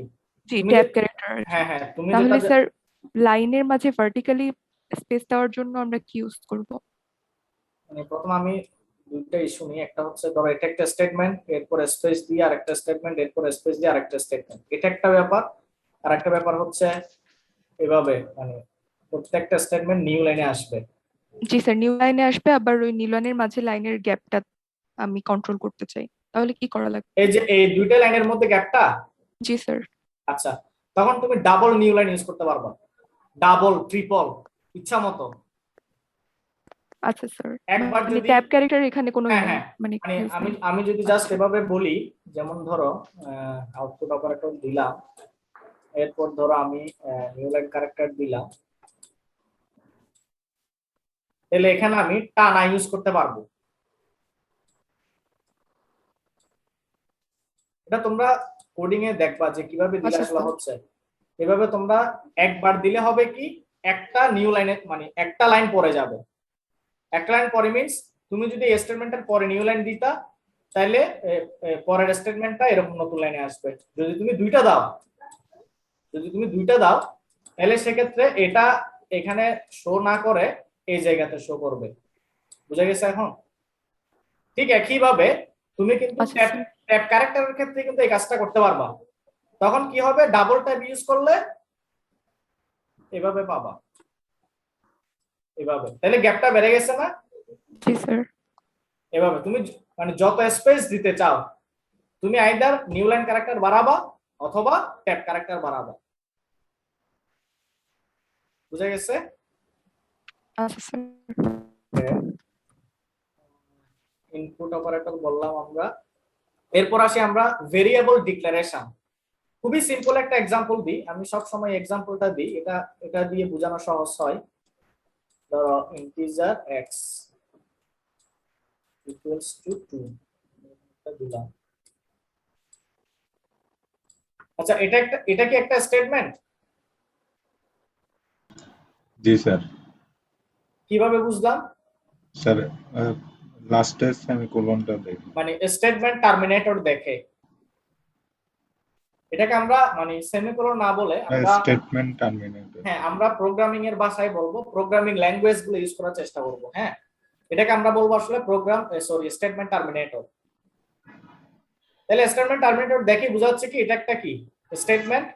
তো এখানে ট্রুটা কি? ট্রুটা আমরা প্রথমে এর আগের একটা এক্সাম্পলে বলেছিলাম, ট্রুটা হচ্ছে ভ্যালু অফ দ্য ভেরিয়েবল, তাই না? তো এই ভ্যালুটাকে আমরা যদি আরো জেনারেলাইজ করতে চাই, এখানে তো ভ্যালু না থাকে আরো অনেক কিছু থাকতে পারে, তো সেটাকে আমরা জেনারেলি এক্সপ্রেশন হিসেবে ডিফাইন করি, এক্সপ্রেশন। ঠিক আছে, তাহলে টুটাকে আমরা আসলে ভ্যালু হিসেবে না দেখে ধরে নিলাম এই টু এর জায়গাতে একটা এক্সপ্রেশন আছে, হয়তোবা ওই এক্সপ্রেশনের ভ্যালুই হচ্ছে 2, ওই এক্সপ্রেশনের রেজাল্টটাই হচ্ছে 2। এরপর হচ্ছে কি ইকুয়াল সাইনটা কি বলেছিলাম, অ্যাসাইনমেন্ট অপারেটর। এরকম সিমিলার আরেকটা অপারেটর আছে, এটার নাম কি জানো? ডাবল ইকুয়াল সাইন থাকলে ইকুয়াল, এটা হচ্ছে ইকুয়ালিটি অপারেটর। ইকুয়ালিটি, এটা হচ্ছে ইকুয়ালিটি অপারেটর। তাহলে এই অপারেটর কিভাবে কাজ করে এটা আমরা জেনারেলি কন্ডিশনাল স্টেটমেন্ট ইউজ করে থাকি। যেমন ধরো এই যে x equals to 2 এভাবে যদি আমরা লিখি, এখানে কিন্তু আমরা ইকুয়ালিটি অপারেটর ইউজ করতেছি। তো এই স্টেটমেন্টটা মানে কখন ট্রু হবে বা কখন ফলস হবে? যদি 2 এর সমান হয় তাহলে স্যার ট্রু, আর যদি 2 এর সমান না হয় তাহলে স্যার ফলস। তাইলে x এর ভ্যালু শুধুমাত্র ট্রু এর জন্য এই স্টেটমেন্টটা ট্রু, এছাড়া x এর 2 ছাড়া অন্য যে কোনো ভ্যালুর জন্য এই স্টেটমেন্টটা false. Clear? Yes sir. That means এই স্টেটমেন্টটা মানে তখনই ভ্যালিড হবে বা তখনই ট্রু হবে যতক্ষণ না পর্যন্ত সে x এর ভ্যালু কত না পাচ্ছে, 2 না পাচ্ছে। ক্লিয়ার? আচ্ছা, আমার মেইন উদ্দেশ্য এটা না, মেইন টার্গেট হচ্ছে আমার এটা বোঝানো। তাহলে ইন্টিজার x equals to 2, তাহলে 2 কে আমরা জেনারেলি কি বলবো? এক্সপ্রেশন, তাই তো? তাহলে 2টা হচ্ছে বেসিক্যালি এই এক্সপ্রেশনেরই একটা রেজাল্ট বা ভ্যালু। এখন সেই এক্সপ্রেশনটা অ্যাসাইন হবে অ্যাসাইনমেন্ট অপারেটরের মাধ্যমে। অ্যাসাইন হবে কোথায়? x নামক ভেরিয়েবলে। তাহলে x হচ্ছে একটা ভেরিয়েবল নেম, তাই তো? তাহলে দেখো এই x টাকে আমরা কি হিসেবে বলতেছি? ভেরিয়েবল হিসেবে। এবং এই যখনই তুমি ভেরিয়েবল ডিক্লেয়ার করবা, সাথে সাথে ভেরিয়েবলের আগে ওই ভেরিয়েবলে তুমি কোন ধরনের ভ্যালু বা রেজাল্ট রাখবা, ওই ভ্যালু বা রেজাল্টের ডেটা টাইপ যেটা হবে সেই ডেটা টাইপটা এই ভেরিয়েবলের আগে তোমাকে ডিক্লেয়ার করে দিতে হবে। দ্যাট মিন্স এখানে আমি আসলে ইন্টিজার বলতেছি কেন? কারণ আমি x এর ডেটা টাইপকে আমি ইন্টিজার হিসেবে ধরে নিচ্ছি। আমি যদি ফ্লোট হিসেবে ধরতাম তাহলে ফ্লোট লিখতে পারতাম, বা আমরা যদি লং ডাবল ধরতাম তাহলে লং ডাবল ধরতে পারতাম। তাহলে ভেরিয়েবল ডিক্লারেশন করতে গেলে আমাদেরকে কি কি মাথায় রাখতে হবে বলো? ভেরিয়েবল ডিক্লারেশন করতে গেলে আমাদের কি কি মনে রাখতে হবে? ভেরিয়েবল স্যার, ভেরিয়েবলটাতে আমরা কোন ধরনের ভ্যালু রাখবো সেটা ডাটা টাইপটা। প্রথম তোমাকে বের করতে হবে তুমি কয়টা, তোমার প্রবলেম সলভ করার জন্য তুমি কয়টা ভেরিয়েবল ইউজ করতে হবে তোমাকে। এটা যে আমি জাস্ট x y z লিখছি তা না, এটা তুমি মানে জামাল কামাল রহিম নামিয়ে কিন্তু ভেরিয়েবল ডিক্লেয়ার করতে পারো, কোনো সমস্যা নাই। যে কোনো নাম দিয়ে কিন্তু ভেরিয়েবল ডিক্লেয়ার করা যায়। তাহলে তোমাকে প্রথমে ডিসিশন নিতে হবে যে আমার প্রবলেমের ধরনের উপর ডিপেন্ড করে আমার কয়টা ভেরিয়েবল লাগতে পারে। দ্যাট মিন্স আমি যে এক্সপ্রেশন ইভালুয়েটের পরে যে রেজাল্ট গুলা পাবো, দ্যাট মিন্স যে রেজাল্টিং ভ্যালু গুলা পাবো, ওই ভ্যালু গুলাকে মেমোরিতে রাখার জন্য আমার কয়টা ভেরিয়েবল দরকার সেটা প্রথমে তোমাকে আইডেন্টিফাই করতে হবে। তাহলে যখনই তুমি ডিটারমাইন করবা যে না আমার এই টোটাল প্রবলেমটা সলভ করার জন্য 5টা ভেরিয়েবল লাগবে, এরপর তাইলে তুমি 5টা ভেরিয়েবলের 5টা নাম দিয়ে দিলা, ইচ্ছা মতো নাম দিতে পারবা তুমি যেটা চাও। এরপরে তোমাকে চিন্তা করতে হবে এই যে আমি 5টা ভেরিয়েবল নিলাম, এবার এই প্রত্যেকটা ভেরিয়েবলের জন্য ইন্ডিভিজুয়াল ডেটা টাইপ আমাকে মেনশন করতে হবে। যদি এরকম ব্যাপার হয় যে প্রত্যেকটা ভেরিয়েবলের জন্য যদি তুমি সেম ডেটা টাইপ যদি ইউজ করতে চাও, তাহলে সেক্ষেত্রে তুমি একবার ডেটা টাইপটা লিখলেই হবে। তাহলে তখন তুমি কিভাবে ডিক্লেয়ার করতে পারো, যেমন ধরো যদি ইন্টিজার হইতো, ধরো তুমি 3টে ইউজ করবা ভেরিয়েবল, তাহলে ইন্টিজার x, y, z, এভাবে তুমি হ্যাঁ বলো। স্যার এইটা তো স্যার এই প্রোগ্রাম বডিতে এই ডেটা টাইপটা আমরা মেনশন করে দিব, তাহলে আমরা প্রোগ্রাম বডিতে হ্যাঁ তাহলে আমরা স্যার মেইন ফাংশনে যে মেইন ফাংশনের আগে যে ইন্টিজার টাইপ ডেটা টাইপ একটা ঘোষণা করছিলাম ওইটা হ্যালো স্যার শুনতে পাচ্ছেন? হ্যালো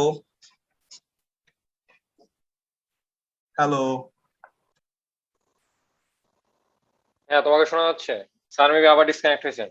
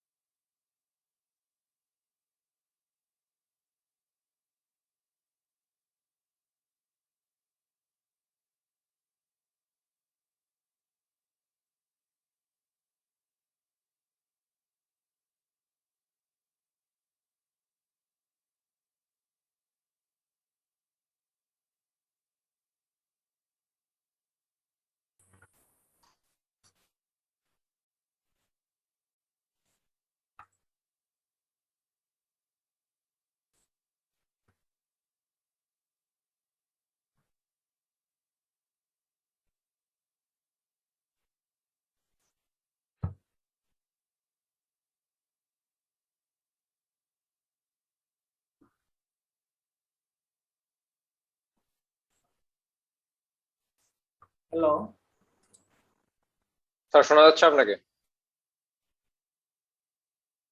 আচ্ছা, এক্ষেত্রে কেউ কিছু বলছিল আমাকে, আমি মিস করছি মনে হয়। স্যার আমি কোশ্চেন করতে চাইছিলাম যে স্যার এইটা তো আমরা স্যার এই কি প্রোগ্রাম বডিতে আমরা স্যার এই ইন্টিজার ডেটা টাইপটা অ্যানাউন্স করছিলাম যে এক্সটা হবে ইন্টিজার টাইপের যে ভ্যালুটা আমরা দিব। স্যার আমরা প্রোগ্রাম বডির আগে যে একটা মেইন ফাংশনে ইন্টিজার টাইপটা করছিলাম, অ্যানাউন্স করছিলাম, তো ওইটা আর এটার মধ্যে স্যার পার্থক্য কি, তাই তো? আচ্ছা আচ্ছা, গুড কোশ্চেন। আমি একটু ব্যাকে যাচ্ছি। তাইলে এখানে তোমার প্রশ্ন হচ্ছে কি, মানে এখানকার ইন্টিজার আর হচ্ছে আমি যদি প্রোগ্রামের মেইন বডিতে যদি দিতাম, যেমন ধরো এখানে আমি লিখে দিই integer x, suppose integer x লিখলাম, হ্যাঁ, এই দুটো ইন্টিজারের মধ্যে পার্থক্য কি, তাই তো? জি স্যার। আচ্ছা, উপরের যেটা ইন্টিজার দেখতে পাচ্ছি এটা হচ্ছে মানে মেইন ফাংশন ডিক্লারেশনে ইন্টিজারটা দিতে হয়।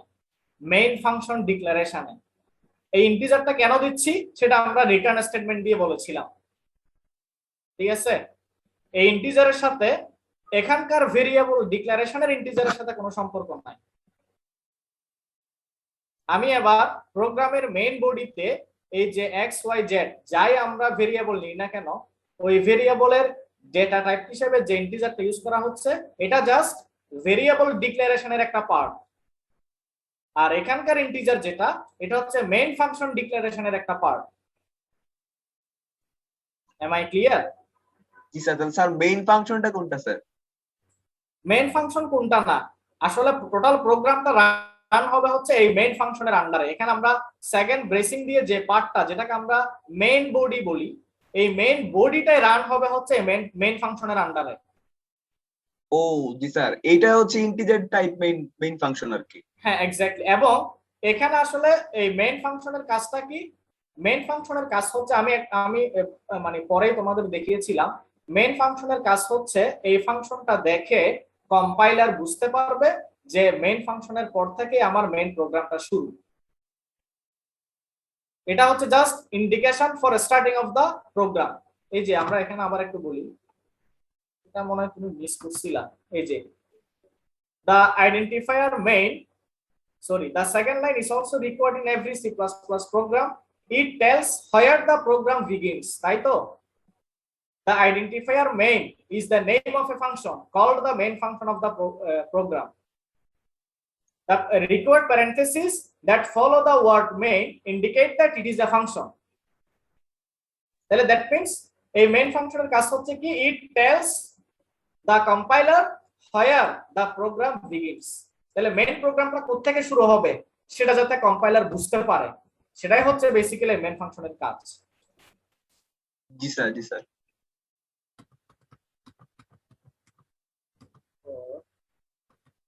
আচ্ছা, ভেরিয়েবল ডিক্লারেশন নিয়ে কারো কোনো প্রশ্ন আছে? আর যদি ডিফারেন্ট ডেটা টাইপের ভেরিয়েবল হয় তাহলে সেক্ষেত্রে ধরো আমি একটা লিখলাম ইন্টিজার এক্স, আর একটা লিখলাম ধরো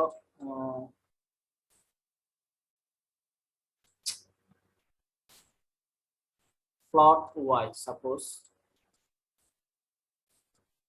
তাহলে ইন্টিজার এক্স লিখলাম, ফ্লোট ওয়াই লিখলাম।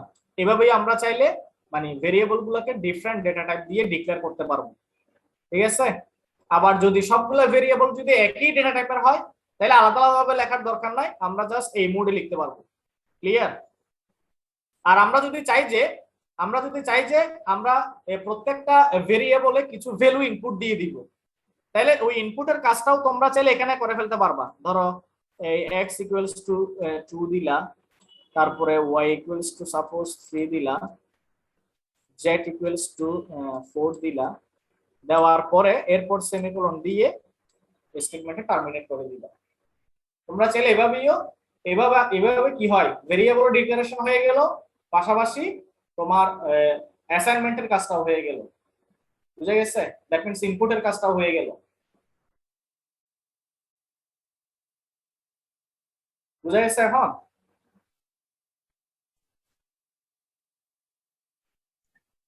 হ্যালো, জি স্যার।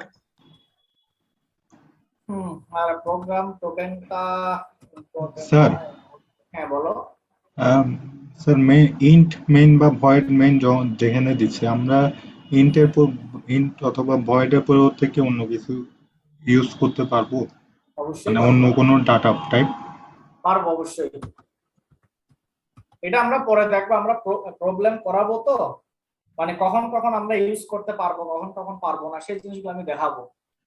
আমরা আপাতত স্ট্রাকচারটা বুঝে নিই।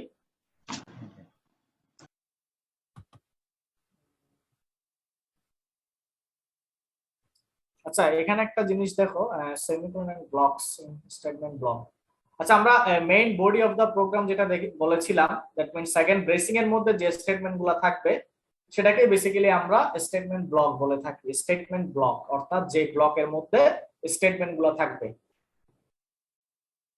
তো আবার এই মেইন স্টেটমেন্ট ব্লকের মধ্যে, মেইন স্টেটমেন্ট ব্লক বলতে কোনটা, যে মেইন ফাংশনের পরপরই যে স্টেটমেন্ট ব্লকটা শুরু হয়, মেইন ফাংশনের পরপরই যে স্টেটমেন্ট ব্লকটা শুরু হয় সেটাকে বলা হচ্ছে মেইন স্টেটমেন্ট ব্লক। তাহলে ওই মেইন স্টেটমেন্ট ব্লকের ভিতরেও আবার অনেকগুলো স্টেটমেন্ট ব্লক থাকতে পারে। আমি কি বুঝাইতে পারলাম জিনিসটা? এটা যদি আমার মেইন স্টেটমেন্ট ব্লক হয়, এটার ভিতরেই আবার অনেকগুলো স্টেটমেন্ট ব্লক থাকতে পারে। আমরা কয়েকটা এক্সাম্পল করলে বুঝতে পারবো। এটাকে আমি বুঝাইতে পারছি? হ্যালো,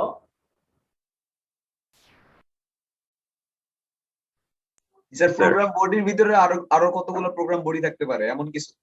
দ্যাট মিন্স একটা স্টেটমেন্ট ব্লকের ভিতরে, এটা ফার্স্ট একটা হচ্ছে মেইন স্টেটমেন্ট ব্লক। এই মেইন স্টেটমেন্ট ব্লকের ভিতরেই আবার অনেকগুলো কি থাকতে পারে, স্টেটমেন্ট ব্লক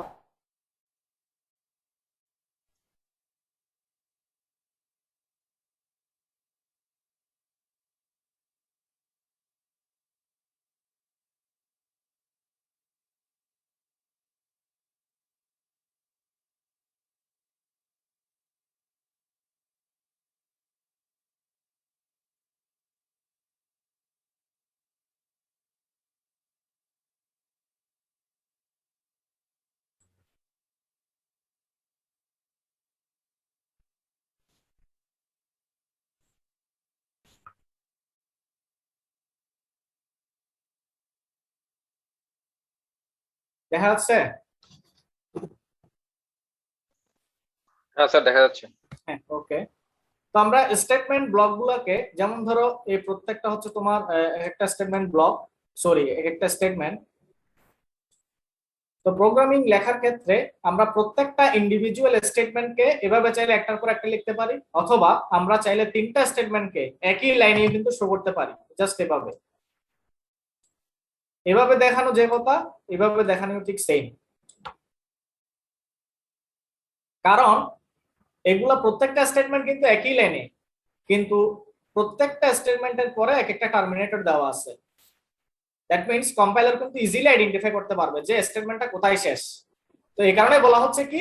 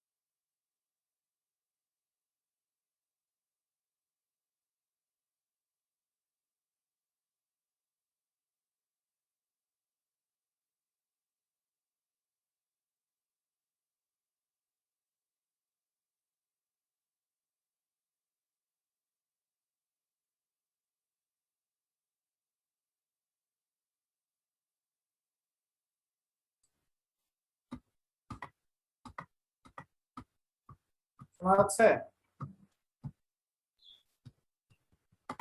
হ্যাঁ স্যার শোনা যাচ্ছে।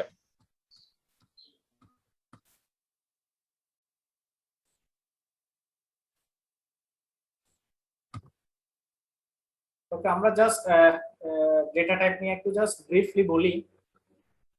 আমরা 14 টাইপস ডেটা তোমাদের পড়িয়েছিলাম, তার মধ্যে 11 টাইপস হচ্ছে ইন্টিগ্রাল পার্ট, আর তিনটা হচ্ছে ফ্লোটিং পয়েন্ট টাইপস। টোটাল হচ্ছে 14 ফান্ডামেন্টাল ডেটা টাইপস। আমরা যেটা এভাবে দেখিয়েছিলাম যে একটা হচ্ছে বুলিয়ান ডেটা টাইপ, যেটাকে আমরা বুল দিয়ে রিপ্রেজেন্ট করি, ইনিউমারেশন টাইপ নাম দিয়ে, ক্যারেক্টার টাইপস। ক্যারেক্টার টাইপস এর মধ্যে আমরা আবার তিনটা টাইপস পাই, character, unsigned character, signed character বা হোয়াইট ক্যারেক্টার যেটা। ইন্টিজার টাইপস এর মধ্যে শর্ট, সাইন শর্ট,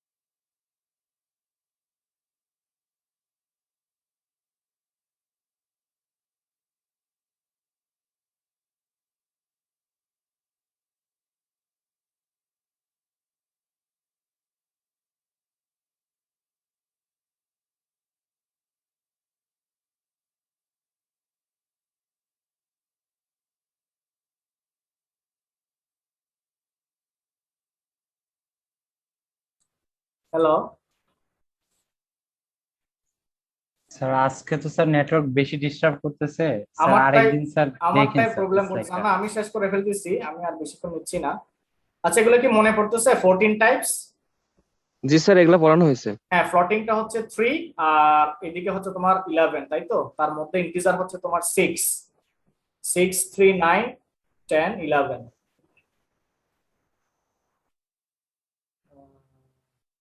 আমরা বেসিক্যালি আসলে আমাদের যে ম্যাথমেটিক্যাল যে প্রবলেমগুলো আমরা সলভ করি প্রোগ্রামিং ল্যাঙ্গুয়েজ দিয়ে, সেখানে ফ্লোটিং পয়েন্ট টাইপস এবং ইন্টিজার টাইপসটা সবচেয়ে বেশি ইউজ হয়। আমরা কিছু কিছু ক্ষেত্রে ক্যারেক্টার টাইপস ইউজ করি, আবার কিছু কিছু ক্ষেত্রে বুলিয়ান টাইপস ইউজ করি। ইনিউমারেশন টাইপ আমরা ইউজ করতে পারি কিছু প্র্যাকটিক্যাল পারপাসে। তোমাদেরকে আমি দেখিয়েছিলাম ক্লাসে, দেখানোর দরকার নাই। Character types floating point, which আমরা সিম্পল এক্সাম্পল দেখিয়েছিলাম এখানে বিভিন্ন এরিথমেটিক অপারেটর গুলা কিভাবে কাজ করে। এরিথমেটিক অপারেটর, এরপর ইনক্রিমেন্ট ডিক্রিমেন্ট অপারেটর, এগুলো কি মনে আছে তোমাদের?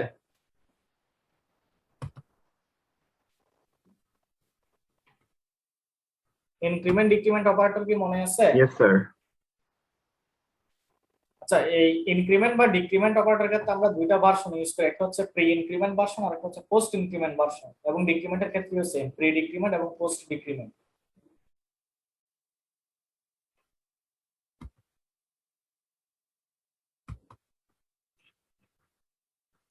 আচ্ছা, আমরা এই সিম্পল প্রবলেমটা একটু দেখি। এখানে আমরা দুইটা ভেরিয়েবল নিচ্ছি m n, দুইটারই ডেটা টাইপ হচ্ছে ইন্টিজার।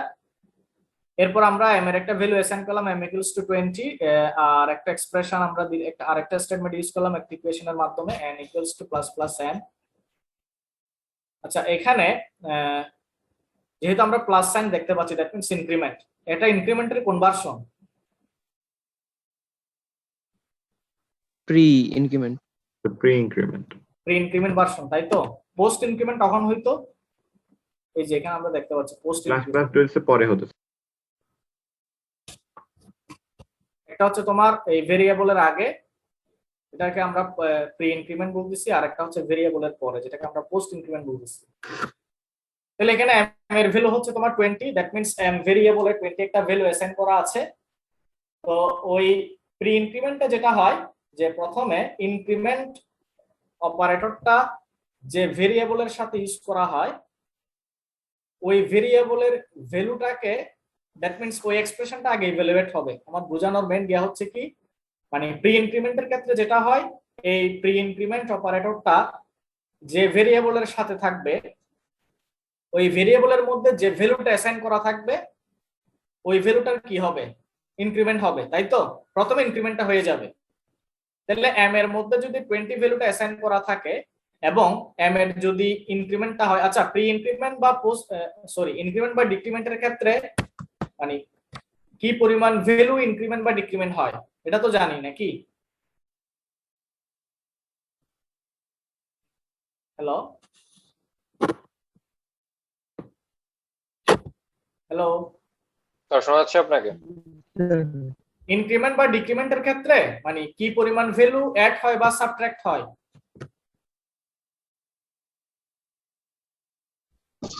স্যার 1। হ্যাঁ, +1 অর -1, তাই তো? ইনক্রিমেন্টের ক্ষেত্রে +1, ডিক্রিমেন্টের ক্ষেত্রে -1।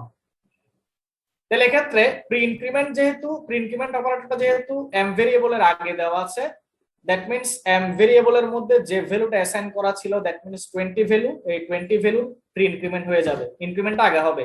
দ্যাট মিন্স এক্সপ্রেশনের ইভালুয়েশনটা আগে হবে। তাহলে এক্সপ্রেশনের ইভালুয়েশন মিন্স m এর ইনক্রিমেন্টটা আগে হবে। তাহলে m এর ইনক্রিমেন্ট 20 থেকে বেড়ে কত হবে?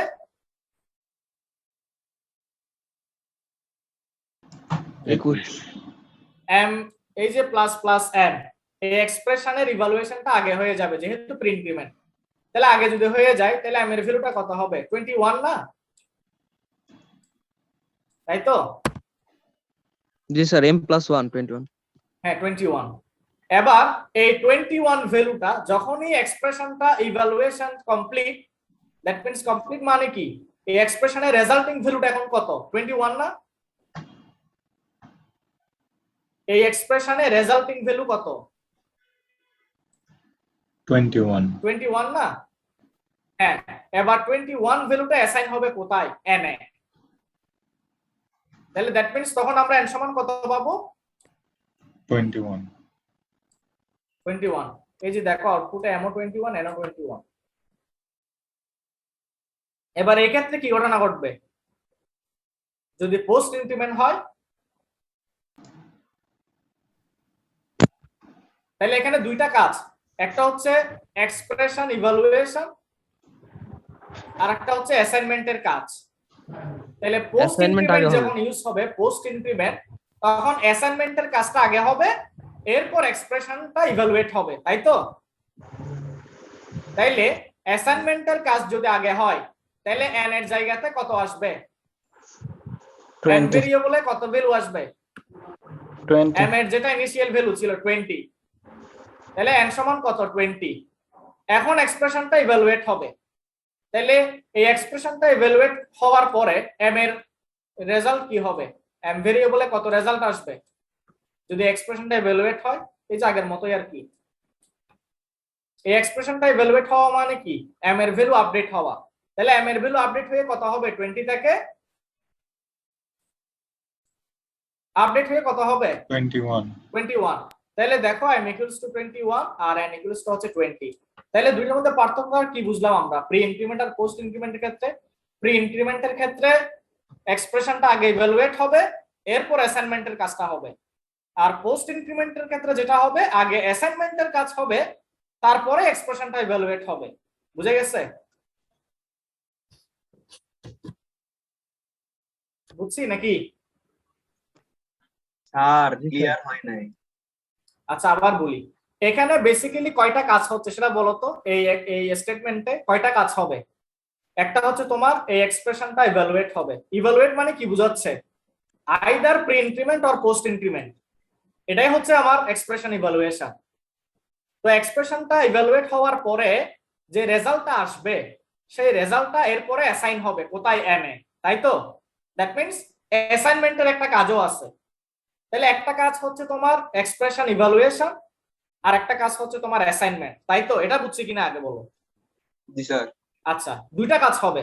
তাহলে এখন প্রশ্ন হচ্ছে কোন কাজটা আগে হবে, কোন কাজটা পরে হবে? তাহলে প্রি ইনক্রিমেন্টের ক্ষেত্রে সব সময় প্রি ইনক্রিমেন্ট অপারেটরটা যার সাথে ইউজ হবে, দ্যাট মিন্স ওই এক্সপ্রেশনের ইভালুয়েশনটা আগে হয়ে যাবে, এই জন্যই প্রি ইনক্রিমেন্ট। আমি আবার বলি, প্রি ইনক্রিমেন্ট অপারেটরটা যে ভেরিয়েবলের সাথে থাকবে, ওই এক্সপ্রেশনের অপারেশনটা আগে হয়ে যাবে। তাহলে ওই এক্সপ্রেশনের ইভালুয়েশনটা আগে হবে মানে কি বোঝাচ্ছে? m এর ইনক্রিমেন্টটা আগে হয়ে যাবে, তাই তো? জি স্যার। তাহলে m এর ইনক্রিমেন্ট হইছে বলেই তো m equals to 21 হয়ে গেছে, তাই না? জি স্যার। এরপর ওই এক্সপ্রেশনটা ইভালুয়েশন হওয়ার পরে যে রেজাল্টটা পাচ্ছি, দ্যাট মিন্স 21, এখন ওই 21 ভ্যালুটাই অ্যাসাইন হবে কোথায়? n A. দ্যাট মিন্স এরপরে অ্যাসাইনমেন্টের কাজটা হবে। তাহলে অ্যাসাইনমেন্টের কাজটা হওয়ার কারণে আমরা n এর ভ্যালু কত পাচ্ছি? তাও 21। ক্লিয়ার? এটা কি বুঝছি? জি স্যার। এবার আসি আমরা পোস্ট ইনক্রিমেন্টের ক্ষেত্রে। এখানে কি বলছি? এখানে অ্যাসাইনমেন্টের কাজটা আগে হবে আর এক্সপ্রেশন ইভালুয়েশনের কাজটা পরে হবে। তাহলে অ্যাসাইনমেন্টের কাজটা যদি আগে হয়, তাহলে কি m এর ইনক্রিমেন্ট হওয়ার কোনো সুযোগ আছে? না। তাইলে m এর ভ্যালু কত ছিল? 20 না? জি স্যার। 20 টা অ্যাসাইন হবে কোথায়? n A. That means n equals to 20। Clear? জি স্যার। এরপরে এক্সপ্রেশনটা ইভালুয়েশন হবে। তাহলে এক্সপ্রেশনটা যদি ইভালুয়েশন হয়, দ্যাট মিন্স m এর ইনক্রিমেন্ট হবে। তাহলে m এর ইনক্রিমেন্ট হয়ে কত হবে? আগে ছিল 20, এখন ইনক্রিমেন্ট হয়ে হবে কত? 21। তাহলে m equals to 21। ক্লিয়ার? এখন বুঝছি? জি স্যার। এবার বলো যে যদি মাইনাস মাইনাস m হয় আর যদি m মাইনাস মাইনাস হয়, কি অবস্থা হবে বলো? সামনে n আছে আর n equals to এটা, আর এদিকে n equals to এটা। এখন কি হবে বলো তো? তাহলে m হবে 19, স্যার প্রথম হবে n এর মান 19, m এর মান 19। প্রথমে m এর মান হবে 19 এক্স্যাক্টলি, আর n এর মান হবে 19। হ্যাঁ, গুড। পরে n এর মান হবে 20, n এর মান হবে 20, m এর মান হবে 19। গুড। এই তো এখন তো বুঝতে পারছো দেখি। তো কম্পোজিট অ্যাসাইনমেন্ট অপারেটর, এগুলো আমরা তোমাদের দেখিয়েছিলাম। এগুলো আমরা এই एग्जांपल গুলো আমরা থিওরি ক্লাস এবং প্র্যাকটিক্যাল ক্লাস দুইটা ক্লাসে করাইছিলাম। এগুলো হচ্ছে একদম initial problem. Composite assignment operator কেন বলি আমরা সেটা একটু বলে নিই। অ্যাসাইনমেন্ট অপারেটর মানে হচ্ছে ইকুয়াল সাইন, আর এটার সাথে কম্পোজিট অ্যাড করা হয়েছে কি কারণে? কারণ আমরা যদি এরিথমেটিক অপারেটরের সাথে যদি অ্যাসাইনমেন্ট অপারেটর ইউজ করি, এরিথমেটিক অপারেটর মানে কোনগুলো? এই যে plus, minus, multiplication, division, reminder, এই এরিথমেটিক অপারেটরগুলো যদি আমরা অ্যাসাইনমেন্ট অপারেটরের সাথে ইউজ করি, তখন আমরা এই টোটাল অপারেটরটাকে বলি কি? Composite assignment operator. এটা আসলে কাজ কিভাবে করে, ধরো x প্লাস ইকুয়ালস টু 2 দেওয়া, এটা বেসিক্যালি জেনারেল এক্সপ্রেশনটা হবে এরকম যে x prime equals to x plus 2। x prime মানে কি, এই x টা হচ্ছে x এর ইনিশিয়াল ভ্যালুর সাথে যদি 2 এড করা হয় তাহলে যে রেজাল্টটা পাবো সেটা নতুন x এ যাবে। এটাকে আমরা জাস্ট x প্রাইম বা x নিউ যে কোনো একটা দিয়ে রিপ্রেজেন্ট করতে পারি, x new. That means x ভেরিয়েবলের ভ্যালুটা আপডেট হবে, তাহলে ইনিশিয়াল x এ যে ভ্যালুটা থাকবে সেটার সাথে 2 এড হওয়ার পরে আবার x নামক ভেরিয়েবলের ভ্যালুটা চেঞ্জ হয়ে যাবে তখন। তো এই সমস্ত ক্ষেত্রে আমরা এই যে এভাবে না লিখে যে x equals to x plus 2 এভাবে না লিখে সেটাকে আমরা simply x plus equals to 2 এভাবে লিখতে পারি। বুঝা গেছে?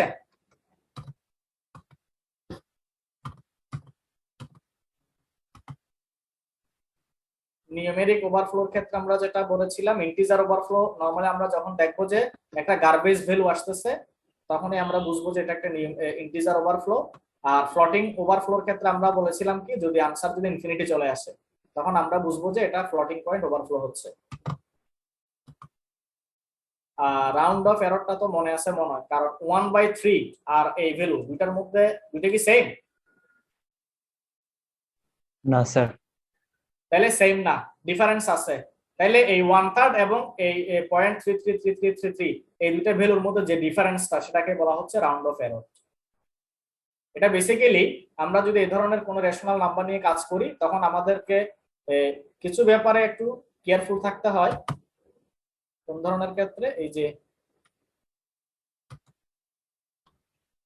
it is better to avoid test for equality with floating points type. That means floating point types বা data types দিয়ে আমরা যাতে ইকুয়ালিটি টাইপস এর কোনো প্রবলেম যাতে না করি যেখানে রেশনাল নাম্বারগুলো থাকবে, কারণ তখন আমি আসলে ওই যে 1/3 আর এই 0.3333 এই দুটোই কিন্তু আমরা কখনোই সমান করতে পারবো না।